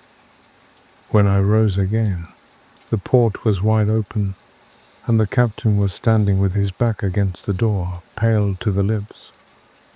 "There is something in that berth," he cried, in a strange voice, his eyes almost starting from his head. "Hold the door while I look. It shall not escape us, whatever it is." But instead of taking his place, I sprang upon the lower bed and seized something which lay in the upper berth. It was something ghostly, horrible beyond words, and it moved in my grip. It was like the body of a man long drowned, and yet it moved, and had the strength of 10 men living. But I gripped it with all my might. The slippery, oozy, horrible thing. The dead white eyes seemed to stare at me out of the dusk. The putrid odour of rank seawater was about it, and its shiny hair hung in foul wet curls over its dead face. I wrestled with the dead thing. It thrust itself upon me and forced me back and nearly broke my arms. It wound its corpse's arms about my neck, the living death, and overpowered me, so that I, at last, cried aloud and fell, and left my hold. As I fell, the thing sprang across me and seemed to throw itself upon the captain. When I last saw him on his feet, his face was white and his lips set. It seemed to me that he struck a violent blow at the dead being, and then he too fell forward upon his face, with an inarticulate cry of horror. The thing paused an instant, seeming to hover over his prostrate body, and I could have screamed again for very fright, but I had no voice left. The thing vanished suddenly, and it seemed to my disturbed senses that it made its exit through the open port, though how that was possible, considering the smallness of the aperture, is more than anyone can tell. I lay a long time upon the floor, and the captain lay beside me. At last, I partially recovered my senses and moved, and instantly I knew that my arm was broken, the small bone of the left forearm near the wrist. I got upon my feet somehow, and with my remaining hand I tried to raise the captain. He groaned and moved, and at last came to himself. He was not hurt, but he seemed badly stunned. "Well, do you want to hear any more?" "There is nothing more. That is the end of my story." The carpenter carried out his scheme of running 6 4-inch screws through the door of this cabin, and if ever you take a passage in the Kamchatka, you may ask for a berth in that stateroom. You will be told that it is engaged. Yes, it is engaged by that dead thing. I finished the trip in the surgeon's cabin. He doctored my broken arm and advised me not to fiddle about with ghosts and things any more. The captain was very silent, and never sailed again in that ship, though it is still running, and I will not sail in her either. It was a very disagreeable experience, and I was very badly frightened, which is a thing I do not like. That is all. That is how I saw a ghost. If it was a ghost. It was dead anyhow. The end.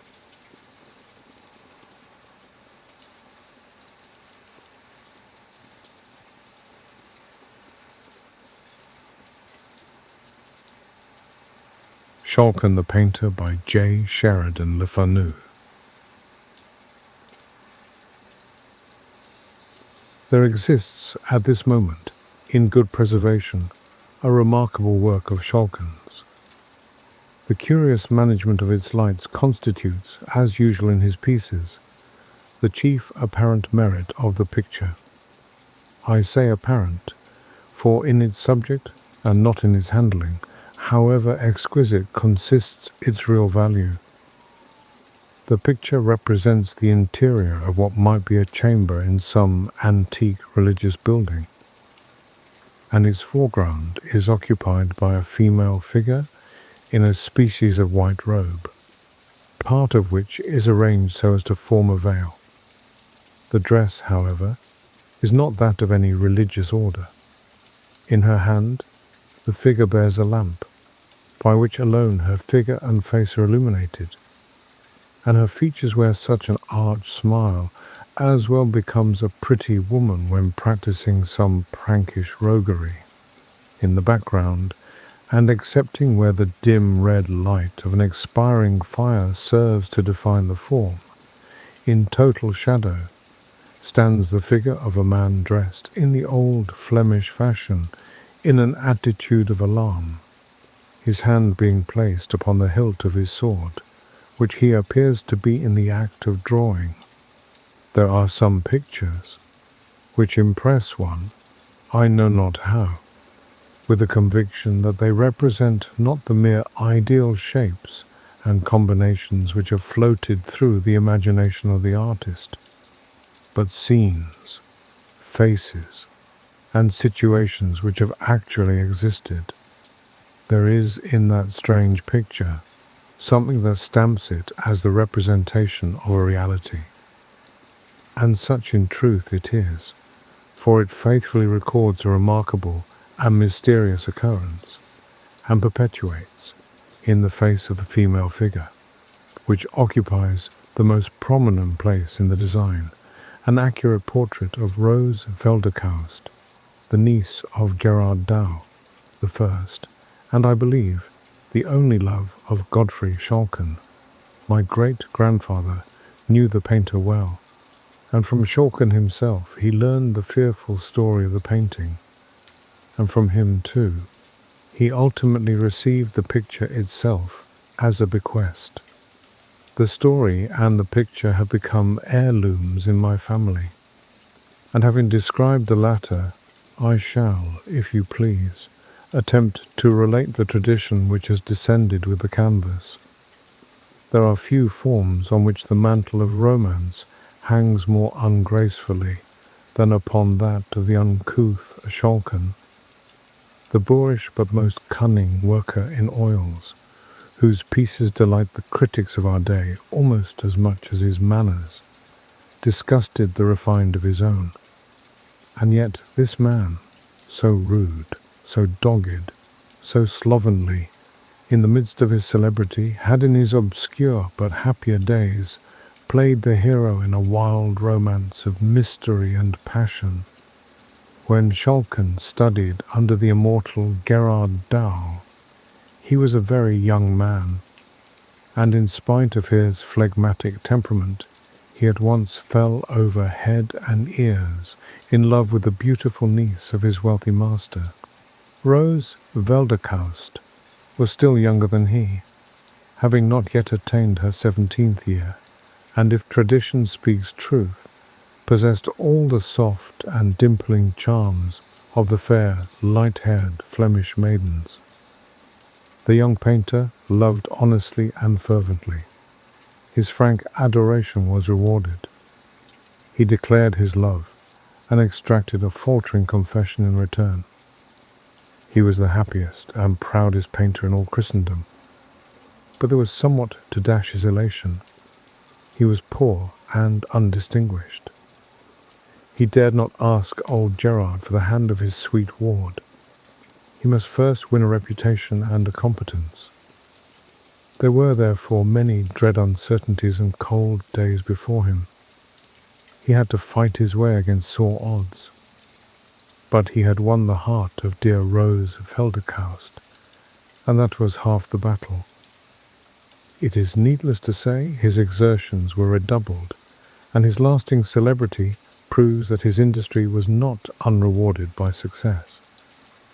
These ardent labours, and worse still, the hopes that elevated and beguiled them, were, however, destined to experience a sudden interruption of a character so strange and mysterious as to baffle all inquiry, and to throw over the events themselves a shadow of preternatural horror.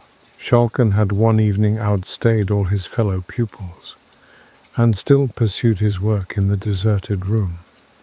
As the daylight was fast falling, he laid aside his colours and applied himself to the completion of a sketch on which he had expressed extraordinary pains.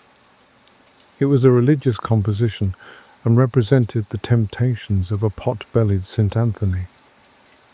The young artist, however destitute of elevation, had, nevertheless, discernment enough to be dissatisfied with his own work, and many were the patient erasures and improvements which saint and devil underwent, yet all in vain.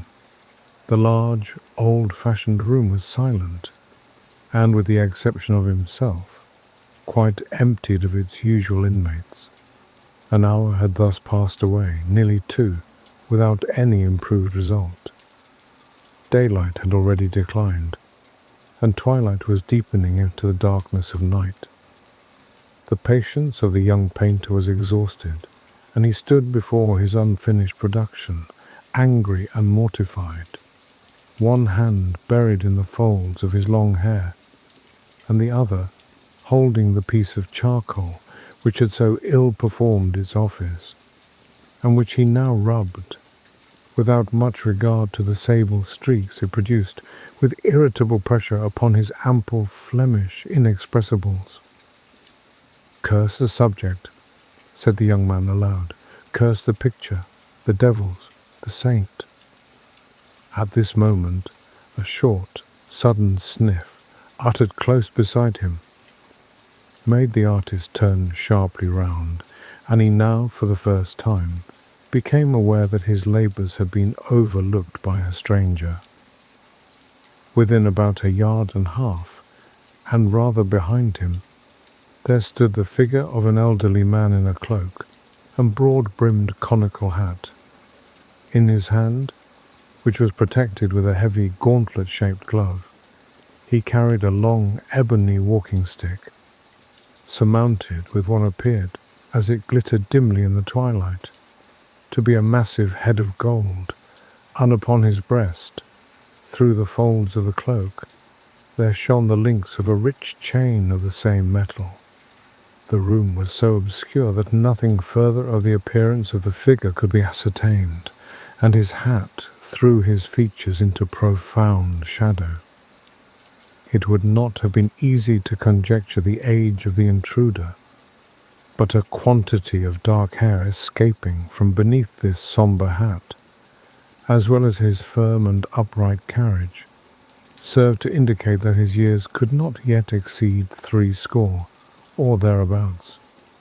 There was an air of gravity and importance about the garb of the person, and something indescribably odd, I might say awful, in the perfect, stone-like stillness of the figure, that effectually checked the testy comment which had at once risen to the lips of the irritated artist. He, therefore, as soon as he had sufficiently recovered his surprise, asked the stranger civilly to be seated, and desired to know if he had any message to leave for his master.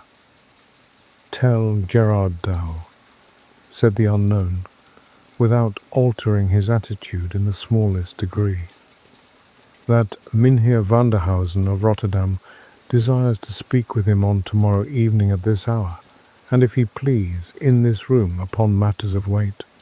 That is all." The stranger, having finished this message, turned abruptly, and with a quick but silent step quitted the room before Schalken had time to say a word in reply. The young man felt a curiosity to see in what direction the burgher of Rotterdam would turn, on quitting the studio, and for that purpose he went directly to the window which commanded the door.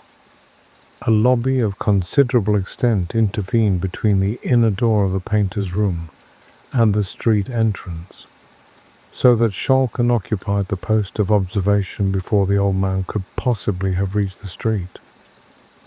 He watched in vain, however. There was no other mode of exit, Had the queer old man vanished, or was he lurking about the recesses of the lobby for some sinister purpose? This last suggestion filled the mind of Schalken with a vague uneasiness, which was so unaccountably intense as to make him alike afraid to remain in the room alone and reluctant to pass through the lobby. However, with an effort which appeared very disproportioned to the occasion, he summoned resolution to leave the room, and having locked the door and thrust the key in his pocket, without looking to the right or left, he traversed the passage which had so recently, perhaps still, contained the person of his mysterious visitant, scarcely venturing to breathe till he had arrived in the open street. "Mynheer Vanderhausen," said Gerard Douw within himself as the appointed hour approached. "Mynheer Vanderhausen, of Rotterdam. I never heard of the man till yesterday. What can he want of me? A portrait, perhaps, to be painted, or a poor relation to be apprenticed, or a collection to be valued, or pshaw, there's no one in Rotterdam to leave me a legacy. Well, whatever the business may be, we shall soon know it all." It was now the close of day, and again every easel, except that of Schalken, was deserted.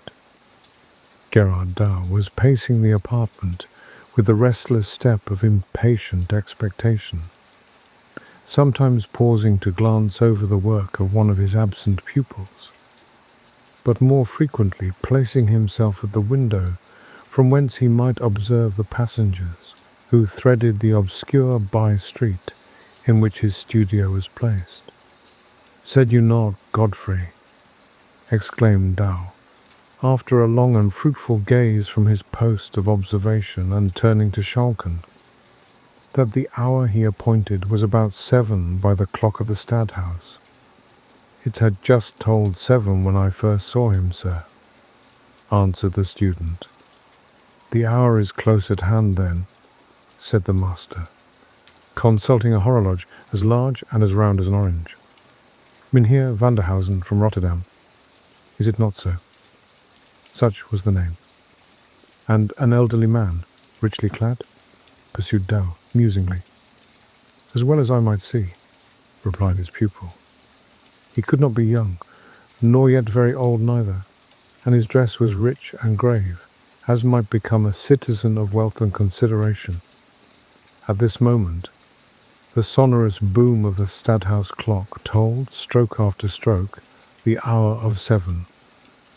The eyes of both master and student were directed to the door, and it was not until the last peal of the bell had ceased to vibrate that Douw exclaimed, So, we shall have his worship presently, that is, if he means to keep his hour. If not, you may wait for him, Godfrey, if you court his acquaintance. But what, after all, if it should prove but a mummery got up by Vankarp, or some such whack? I wish you had run all risks, and cudgelled the old burgomaster soundly. I'd wager a dozen of Rhenish his worship would have unmasked, and pleaded old acquaintance in a trice. "Here he comes, sir," said Schalken, in a low monitory tone, and instantly, upon turning towards the door, Gerard Douw observed the same figure which had, on the day before, so unexpectedly greeted his pupil Schalken. There was something in the air of the figure which at once satisfied the painter that there was no masquerading in the case, and that he really stood in the presence of a man of worship. And so, without hesitation, he doffed his cap, and courteously saluting the stranger, requested him to be seated. The visitor waved his hand slightly, as if in acknowledgment of the courtesy, but remained standing. "I have the honour to see Mynheer Vanderhausen of Rotterdam?" said Gerard Douw. "The same," was the laconic reply of his visitor. "I understand your worship desires to speak with me," continued Douw, "and I am here by appointment to wait your commands." "Is that a man of trust?" said Vanderhausen, turning towards Schalken, who stood at a little distance behind his master. "Certainly," replied Gerard. "Then let him take this box and get the nearest jeweller or goldsmith to value its contents, and let him return hither with a certificate of the valuation."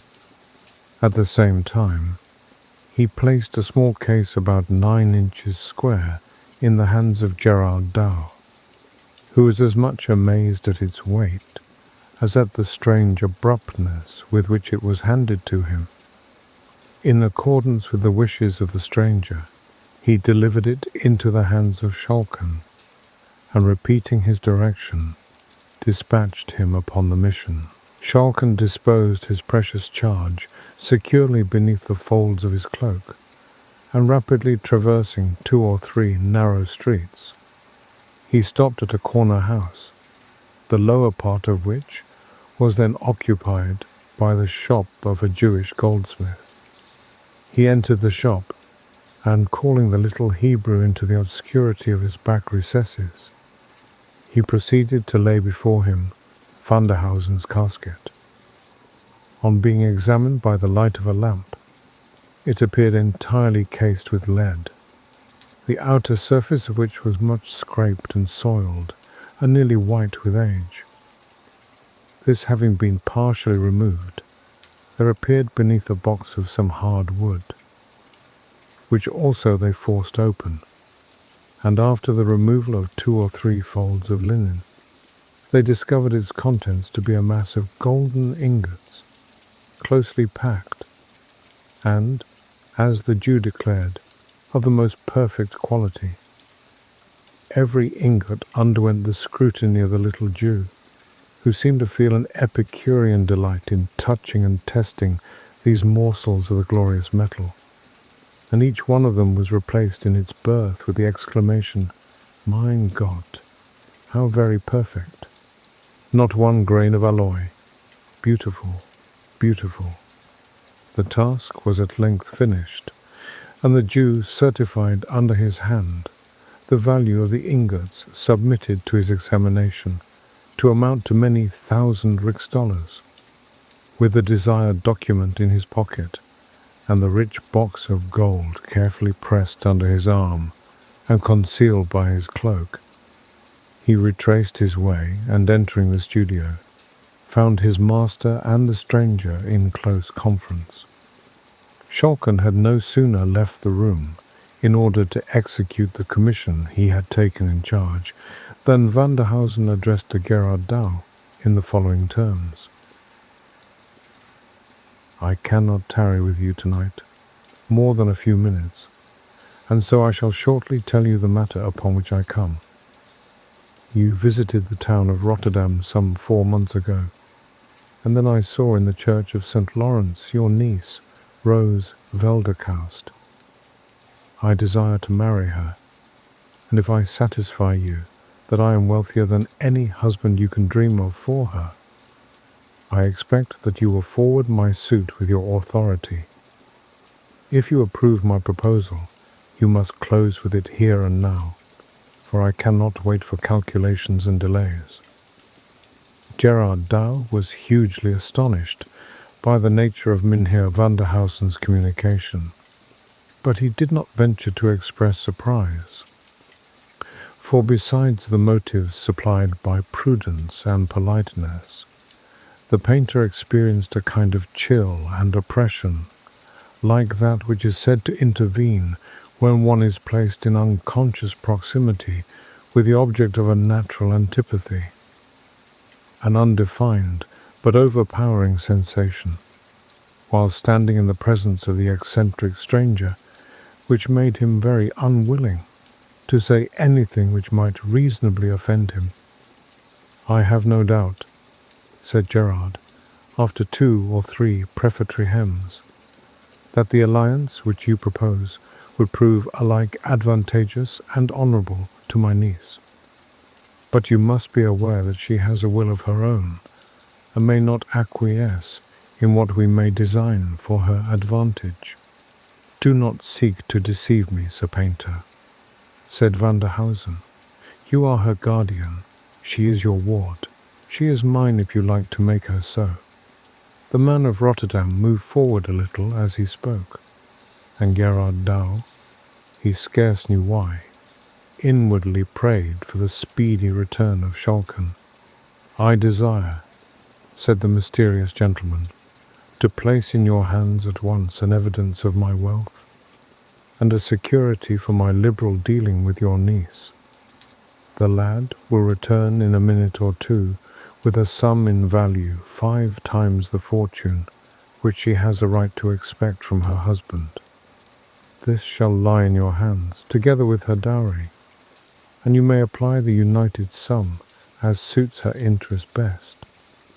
It shall be all exclusively hers while she lives. Is that liberal?" Douw assented, and inwardly acknowledged that fortune had been extraordinarily kind to his niece. The stranger, he thought, must be both wealthy and generous, and such an offer was not to be despised, though made by a humorist, and one of no very prepossessing presence.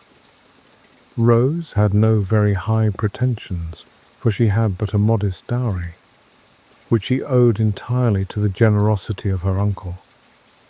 Neither had she any right to raise exceptions on the score of birth, for her own origin was far from splendid, and as the other objections Gerald resolved, and indeed by the usages of the time was warranted in resolving, not to listen to them for a moment. "Sir," said he, addressing the stranger, "your offer is liberal, and whatever hesitation I may feel in closing with it immediately arises solely from my not having the honor of knowing anything of your family or station. Upon these points you can, of course, satisfy me without difficulty. As to my respectability," said the stranger dryly, "you must take that for granted at present. Pester me with no inquiries. You can discover nothing more about me than I choose to make known. You shall have sufficient security for my respectability. My word, if you are honourable, if you are sordid, my gold." A testy old gentleman, thought Douw. He must have his own way. But all things considered, I am not justified to declining his offer. I will not pledge myself unnecessarily, however. "You will not pledge yourself unnecessarily," said Vanderhausen, strangely uttering the very words which had just floated through the mind of his companion. "But you will do so if it is necessary, I presume, and I will show you that I consider it indispensable. If the gold I mean to leave in your hands satisfy you, and if you don't wish my proposal to be at once withdrawn, you must, before I leave this room, write your name to this engagement." Having thus spoken, he placed a paper in the hands of the master, the contents of which expressed an engagement entered into by Gerard Douw to give to Wilken Vanderhausen of Rotterdam in marriage Rose Velderkaust and so forth, within 1 week of the date thereof. While the painter was employed in reading this covenant, by the light of a twinkling oil lamp in the far wall of the room, Schalken, as we have stated, entered the studio, and having delivered the box and the valuation of the Jew into the hands of the stranger, he was about to retire, when Vanderhausen called to him to wait, and presenting the case and the certificate to Gerard Douw, he paused in silence until he had satisfied himself, by an inspection of both, respecting the value of the pledge left in his hands. At length he said, "Are you content?" The painter said he would fain have another day to consider. "Not an hour," said the suitor apathetically. "Well then," said Douw with a sore effort, "I am content. It is a bargain." "Then sign at once," said Vanderhausen, "for I am weary." At the same time he produced a small case of writing materials, and Gerard signed the important document. "Let this youth witness the covenant," said the old man, and Godfrey Schalken unconsciously attested the instrument, which forever bereft him of his dear rose-felder-kaust. The compact being thus completed, the strange visitor folded up the paper and stowed it safely in an inner pocket. "I will visit you tomorrow night at 9 o'clock at your own house, Gerard Dow, and will see the object of our contract." And so saying, Wilken van der Hausen moved stiffly but rapidly out of the room. Schalken, eager to resolve his doubts, had placed himself by the window in order to watch the street entrance. But the experiment served only to support his suspicions, for the old man did not issue from the door. This was very strange, odd, nay, fearful. He and his master returned together and talked but little on the way, for each had his own subjects of reflection, of anxiety, and of hope. Schalken, however, did not know the ruin which menaced his dearest projects. Gerard Dow knew nothing of the attachment which had sprung up between his pupil and his niece, and even if he had, it is doubtful whether he would have regarded its existence as any serious obstruction to the wishes of Mynheer van der Hausen. Marriages were then and there matters of traffic and calculation, and it would have appeared as absurd in the eyes of the guardian to make a mutual attachment an essential element in a contract of the sort, as it would have been to draw up his bonds and receipts in the language of romance. The painter, however, did not communicate to his niece the important step which he had taken in her behalf, a forbearance caused not by any anticipated opposition on her part, but solely by a ludicrous consciousness that if she were to ask him for a description of her destined bridegroom, he would be forced to confess that he had not once seen his face, and if called upon, would find it absolutely impossible to identify him. Upon the next day, Gerard Dow, after dinner, called his niece to him, and having scanned her person with an air of satisfaction, he took her hand, and looking upon her pretty, innocent face with a smile of kindness, he said, "Rose, my girl, that face of yours will make your fortune." Rose blushed and smiled. Such faces and such tempers seldom go together, and when they do, the compound is a love charm. Few heads or hearts can resist. Trust me, you will soon be a bride, girl. But this is trifling, and I am pressed for time, so make ready the large room by 8 o'clock tonight, and give directions for supper at 9. I expect a friend, and observe me, child. Do you trick yourself out handsomely? I will not have him think us poor or sluttish." With these words he left her, and took his way to the room in which his pupils worked.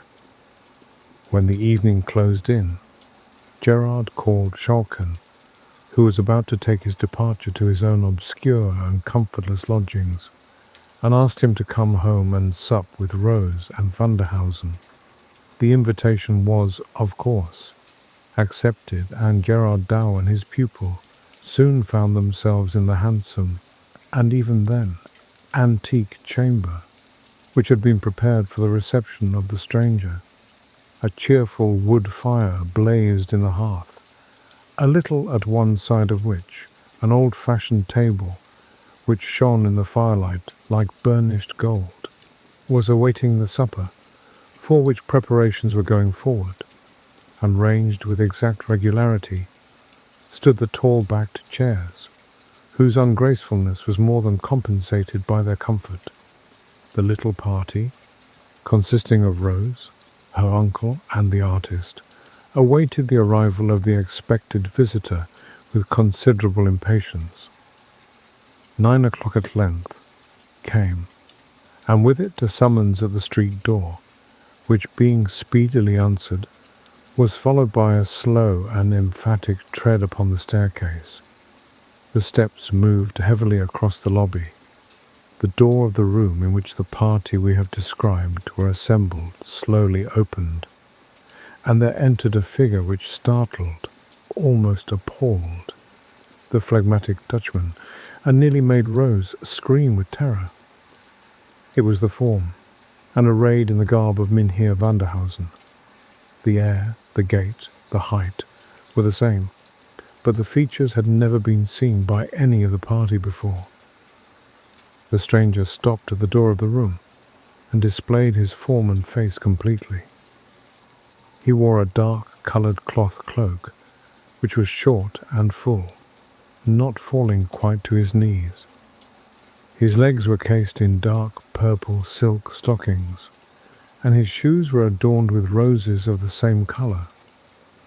The opening of the cloak in front showed the undersuit to consist of some very dark, perhaps sable material, and his hands were enclosed in a pair of heavy leather gloves, which ran up considerably above the wrist, in the manner of a gauntlet. In one hand he carried his walking stick and his hat, which he had removed, and the other hung heavily by his side. A quantity of grizzled hair descended in long tresses from his head, and rested upon the plaits of a stiff ruff, which effectually concealed his neck. So far all was well.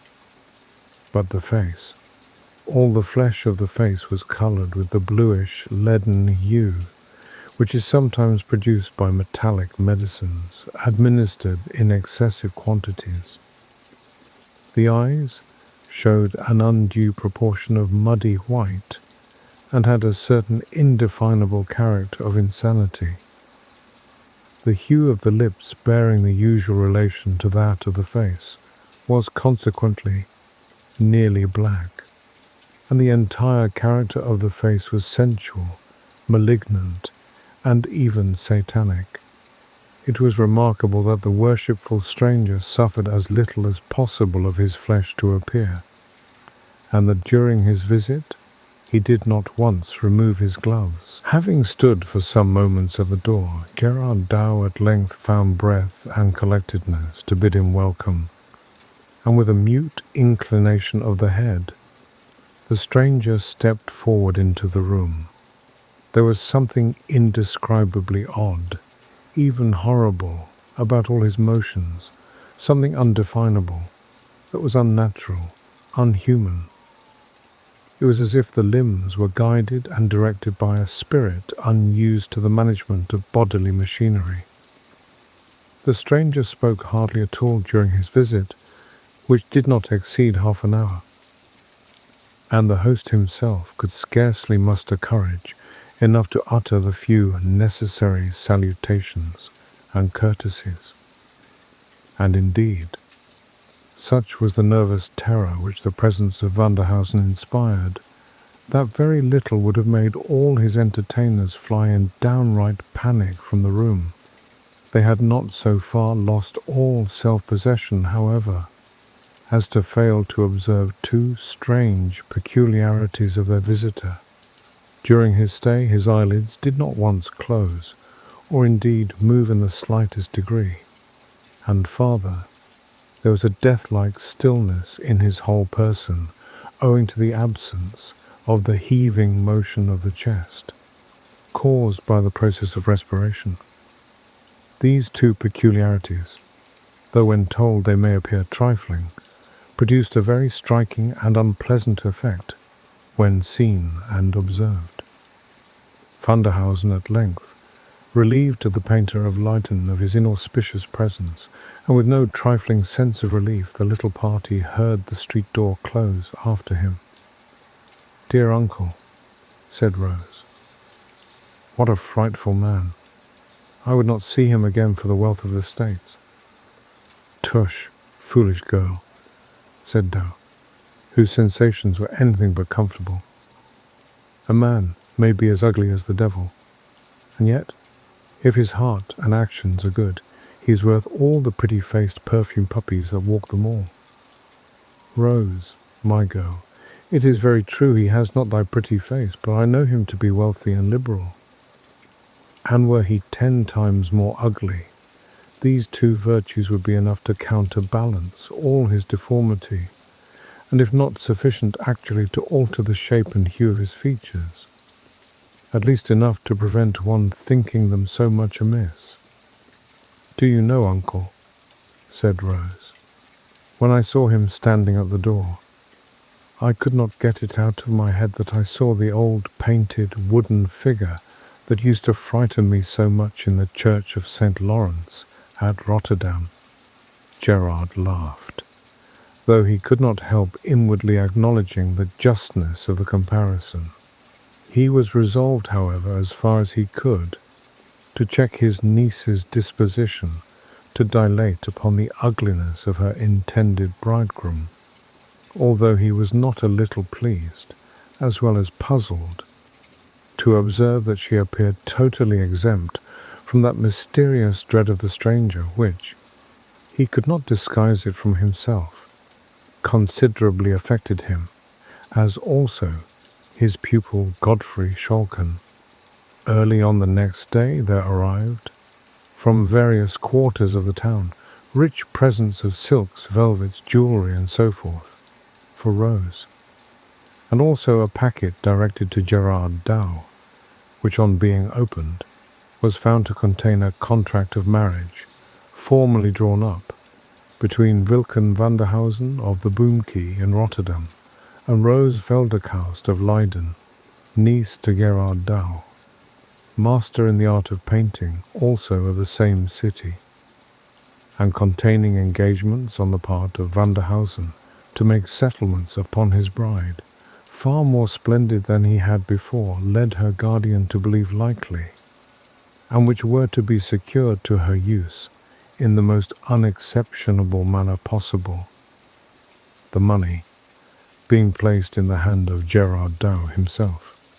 I have no sentimental scenes to describe, no cruelty of guardians, no magnanimity of wards, no agonies or transport of lovers. The record I have to make is one of sordidness, levity, and heartlessness. In less than a week after the first interview which we have just described, the contract of marriage was fulfilled, and Schalken saw the prize which he would have risked existence to secure, carried off in solemn pomp by his repulsive rival. For 2 or 3 days he absented himself from the school. He then returned and worked, if with less cheerfulness, with far more dogged resolution than before. The stimulus of love had given place to that of ambition. Months passed away, and contrary to his expectation, and indeed to the direct promise of the parties, Gerard Dow heard nothing of his niece or her worshipful spouse. The interest of the money, which was to have been demanded in quarterly sums, lay unclaimed in his hands. He began to grow extremely uneasy. Mynheer Vanderhausen's direction in Rotterdam he was fully possessed of. After some irresolution, he finally determined to journey thither, a trifling undertaking, and easily accomplished, and thus to satisfy himself of the safety and comfort of his ward, for whom he entertained an honest and strong affection. His search was in vain, however.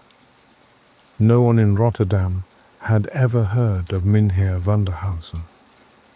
Gerard Dow left not a house in the Boomkey untried, but all in vain. No one could give him any information whatever touching the object of his inquiry, and he was obliged to return to Leiden nothing wiser and far more anxious than when he had left it. On his arrival, he hastened to the establishment from which Vanderhausen had hired the lumbering, though, considering the times, most luxurious vehicle which the bridal party had employed to convey them to Rotterdam. From the driver of this machine he learned that, having proceeded by slow stages, they had late in the evening approached Rotterdam, but that before they entered the city, and while yet nearly a mile from it, a small party of men, soberly clad, and after the old fashion, with peaked beards and moustaches, standing in the centre of the road, obstructed the further progress of the carriage. The driver reined in his horses, much fearing from the obscurity of the hour and the loneliness of the road that some mischief was intended. His fears were, however, somewhat allayed by his observing that these strange men carried a large litter of an antique shape, and which they immediately set down upon the pavement, whereupon the bridegroom, having opened the coach door from within, descended, and having assisted his bride to do likewise, led her, weeping bitterly and wringing her hands, to the litter, which they both entered. It was then raised by the men who surrounded it, and speedily carried towards the city, and before it had proceeded very far, the darkness concealed it from the view of the Dutch coachman. In the inside of the vehicle he found a purse, whose contents more than thrice paid the hire of the carriage and man. He saw and could tell nothing more of Mynheer Vanderhausen and his beautiful lady. This mystery was a source of profound anxiety and even grief to Gerard Dow. There was evidently fraud in the dealing of Vanderhausen with him, though for what purpose committed he could not imagine.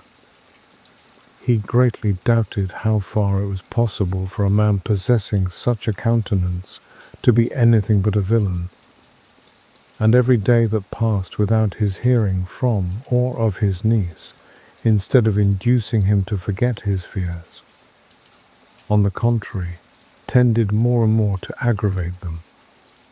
The loss of her cheerful society tended also to depress his spirits, and in order to dispel the gloom which often crept upon his mind after his daily occupations were over, he was wont frequently to ask Schalken to accompany him home and share his otherwise solitary supper.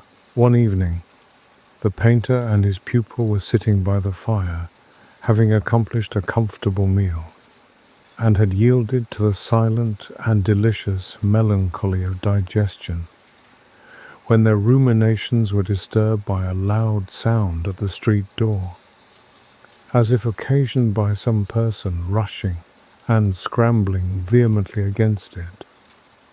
A domestic had run without delay to ascertain the cause of the disturbance, and they heard him twice or thrice interrogate the applicant for admission, but without eliciting any other answer but a sustained reiteration of the sounds. They heard him then open the hall door, and immediately there followed a light and rapid tread on the staircase. Schalken advanced towards the door. It opened before he reached it, and Rose rushed into the room. She looked wild, fierce, and haggard with terror and exhaustion, but her dress surprised them as much as even her unexpected appearance. It consisted of a kind of white woolen wrapper made close above the neck and descending to the very ground. It was much deranged and travel-soiled. The poor creature had hardly entered the chamber when she fell senseless on the floor. With some difficulty, they succeeded in reviving her, and on recovering her senses, she instantly exclaimed in a tone of terror rather than mere impatience, "Wine, wine, quickly, or I'm lost." Astonished and almost scared at the strange agitation in which the call was made, they at once administered to her wishes, and she drank some wine with a haste and eagerness which surprised them. She had hardly swallowed it when she exclaimed with the same urgency, "Food, for God's sake, food, at once, or I perish." A considerable fragment of a roast joint was upon the table, and Schalken immediately began to cut some, but he was anticipated, for no sooner did she see it than she caught it, a more than mortal image of famine, and with her hands, and even with her teeth, She tore off the flesh and swallowed it. When the paroxysm of hunger had been a little appeased, she appeared on a sudden overcome with shame, or it may have been that other more agitating thoughts overpowered and scared her, for she began to weep bitterly and to wring her hands. "Oh, send for a minister of God," said she. "I am not safe till he comes. Send for him speedily." Gerard Dow dispatched a messenger instantly, and prevailed on his niece to allow him to surrender his bedchamber to her use. He also persuaded her to retire to it at once to rest. Her consent was extorted upon the condition that they would not leave her for a moment. "Oh, that the holy man were here," she said. "He can deliver me. The dead and the living can never be one. God has forbidden it." With these mysterious words, she surrendered herself to their guidance, and they proceeded to the chamber which Gerard Dow had assigned to her use. Do not leave me for a moment," said she. "I am lost forever if you do." Gerard Dow's chamber was approached through a spacious apartment, which they were now about to enter. He and Schalken each carried a candle, so that a sufficiency of light was cast upon all surrounding objects. They were now entering the large chamber, which, as I have said, communicated with Dow's apartment, when Rose suddenly stopped, and in a whisper, which thrilled them both with horror, she said, "Oh God, he is here, see, there he goes." She pointed towards the door of the inner room, and Schalken thought he saw a shadowy and ill-defined form gliding into the apartment. He drew his sword, and raising the candle so as to throw its light with increased distinctness upon the objects in the room, he entered the chamber into which the shadow had glided. No figure was there, nothing but the furniture which belonged to the room, and yet he could not be deceived as to the fact that something had moved before them into the chamber. A sickening dread came upon him, and the cold perspiration broke out in heavy drops upon his forehead. Nor was he more composed when he heard the increased urgency and agony of entreaty with which Rose implored them not to leave her for a moment. "I saw him," said she. "He's here. I cannot be deceived. I know him. He's by me. He is with me. He's in the room. Then, for God's sake, as you would save me, do not stir from beside me." They at length prevailed upon her to lie down upon the bed, where she continued to urge them to stay by her. She frequently uttered incoherent sentences, repeating again and again, "The dead and the living cannot be one. God has forbidden it." And then again, "Rest to the wakeful, sleep to the sleepwalkers." These and such mysterious and broken sentences she continued to utter until the clergyman arrived. Gerard Dow began to fear, naturally enough, that terror or ill-treatment had unsettled the poor girl's intellect, and he half suspected, by the suddenness of her appearance, the unseasonableness of the hour, and above all, from the wildness and terror of her manner, that she had made her escape from some place of confinement for lunatics, and was in imminent fear of pursuit. He resolved to summon medical advice as soon as the mind of his niece had been in some measure set at rest by the offices of the clergyman whose attendance she had so earnestly desired. And until this object had been attained, he did not venture to put any questions to her, which might possibly, by reviving painful or horrible recollections, increase her agitation. The clergyman soon arrived, a man of ascetic countenance and venerable age, one whom Gerard Dow respected very much, forasmuch as he was a veteran polemic. though one perhaps more dreaded as a combatant than beloved as a Christian, of pure morality, subtle brain, and frozen heart. He entered the chamber, which communicated with that in which Rose reclined, and immediately on his arrival, she requested him to pray for her, as for one who lay in the hands of Satan, and who could hope for deliverance only from heaven. That you may distinctly understand all the circumstances of the event which I am going to describe, it is necessary to state the relative position of the parties who were engaged in it. The old clergyman and Schalken were in the anteroom, of which I have already spoken. Rose lay in the inner chamber, the door of which was open, and by the side of the bed, at her urgent desire, stood her guardian. A candle burned in the bedchamber, and 3 were lighted in the outer apartment.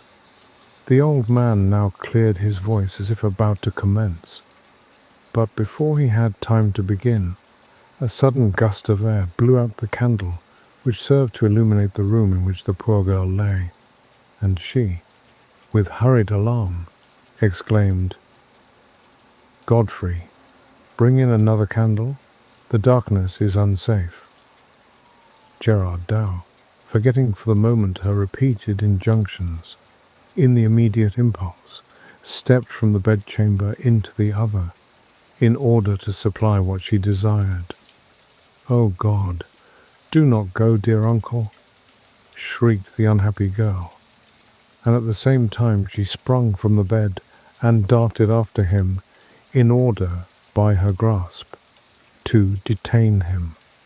But the warning came too late, for scarcely had he passed the threshold, and hardly had his niece had time to utter the startling exclamation, when the door which divided the 2 rooms closed violently after him, as if swung by a strong blast of wind. Schalken and he both rushed to the door, but their united and desperate efforts could not avail so much as to shake it. Shriek after shriek burst from the inner chamber, with all the piercing loudness of despairing terror. Schalken and Dow applied every nerve to force open the door, but all in vain. There was no sound of struggling from within, but the screams seemed to increase in loudness, and at the same time they heard the bolts of the latticed window withdrawn, and the window itself grated upon the sill as if thrown open. One last shriek, so long and piercing and agonized as to be scarcely human, swelled from the room, and suddenly there followed a death-like silence. A light step was heard crossing the floor, as if from the bed to the window, and almost at the same instant the door gave way, and, yielding to the pressure of the external applicants, nearly precipitated them into the room. It was empty.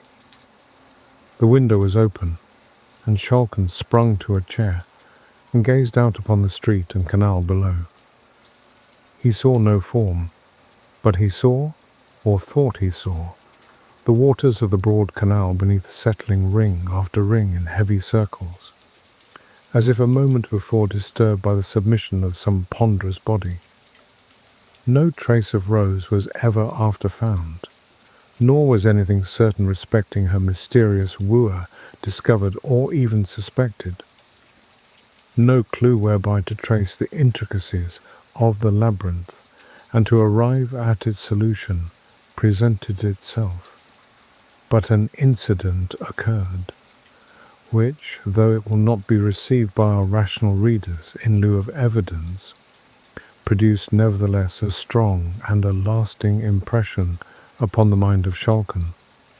Many years after the events which we have detailed, Schalken, then residing far away, received an intimation of his father's death, and of his intended burial upon a fixed day in the church of Rotterdam. It was necessary that a very considerable journey should be performed by the funeral procession, which, as it will be readily believed, was not very numerously attended. Schalken, with difficulty arrived in Rotterdam late in the day, upon which the funeral was appointed to take place. It had not then arrived. Evening closed in, and still it did not appear. Schalken strolled down to the church. He found it open. Notice of the arrival of the funeral had been given, and the vault in which the body was to be laid had been opened.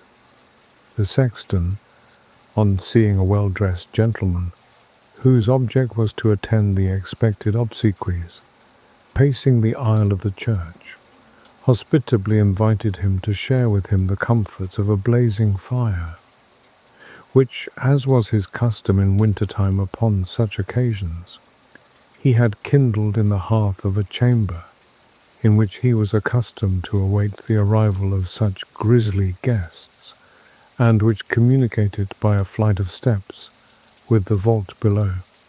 In this chamber, Schalken and his entertainer seated themselves, and the sexton, after some fruitless attempts to engage his guest in conversation, was obliged to apply himself to his tobacco pipe and can, to solace his solitude. In spite of his grief and cares, the fatigues of a rapid journey of nearly 40 hours gradually overcame the mind and body of Godfrey Schalken, and he sank into a deep sleep, from which he awakened by someone's shaking him gently by the shoulder. He first thought that the old sexton had called him, but he was no longer in the room. He roused himself, and as soon as he could clearly see what was around him, he perceived a female form, clothed in a kind of light robe of white, part of which was so disposed as to form a veil, and in her hand she carried a lamp. She was moving rather away from him, in the direction of the flight of steps which conducted towards the vaults. Schalken felt a vague alarm at the sight of this figure, and at the same time an irresistible impulse to follow its guidance. He followed it towards the vaults, but when it reached the head of the stairs, he paused. The figure paused also, and, turning gently round, displayed, by the light of the lamp it carried, the face and features of his first love, Rose Velderkaust. There was nothing horrible or even sad in the countenance.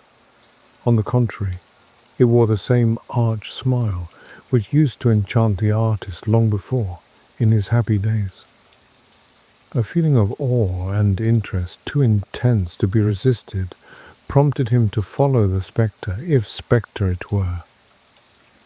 She descended the stairs, he followed, and turning to the left through a narrow passage, she led him, to his infinite surprise, into what appeared to be an old-fashioned Dutch apartment, such as the pictures of Gerard Dow have served to immortalize. Abundance of costly antique furniture was disposed about the room, and in one corner stood a 4-post bed, with heavy black cloth curtains around it. The figure frequently turned towards him with the same arch smile, and when she came to the side of the bed, she drew the curtains, and by the light of the lamp, which she held towards its contents, she disclosed to the horror-stricken painter, sitting bolt upright in the bed, the livid and demoniac form of Vanderhausen. Schalken had hardly seen him when he fell senseless upon the floor, where he lay until discovered on the next morning by persons employed in closing the passages into the vaults. He was lying in a cell of considerable size, which had not been disturbed for a long time, and he had fallen beside a large coffin, which was supported upon small pillars, a security against the attacks of vermin. To his dying day, Schalken was satisfied of the reality of the vision which he had witnessed, and he has left behind him a curious evidence of the impression which it wrought upon his fancy in a painting executed shortly after the event I have narrated, and which is valuable as exhibiting not only the peculiarities which have made Schalken's pictures sought after, but even more so as presenting a portrait of his early love, Rose Velderkaust, whose mysterious fate must always remain matter of speculation.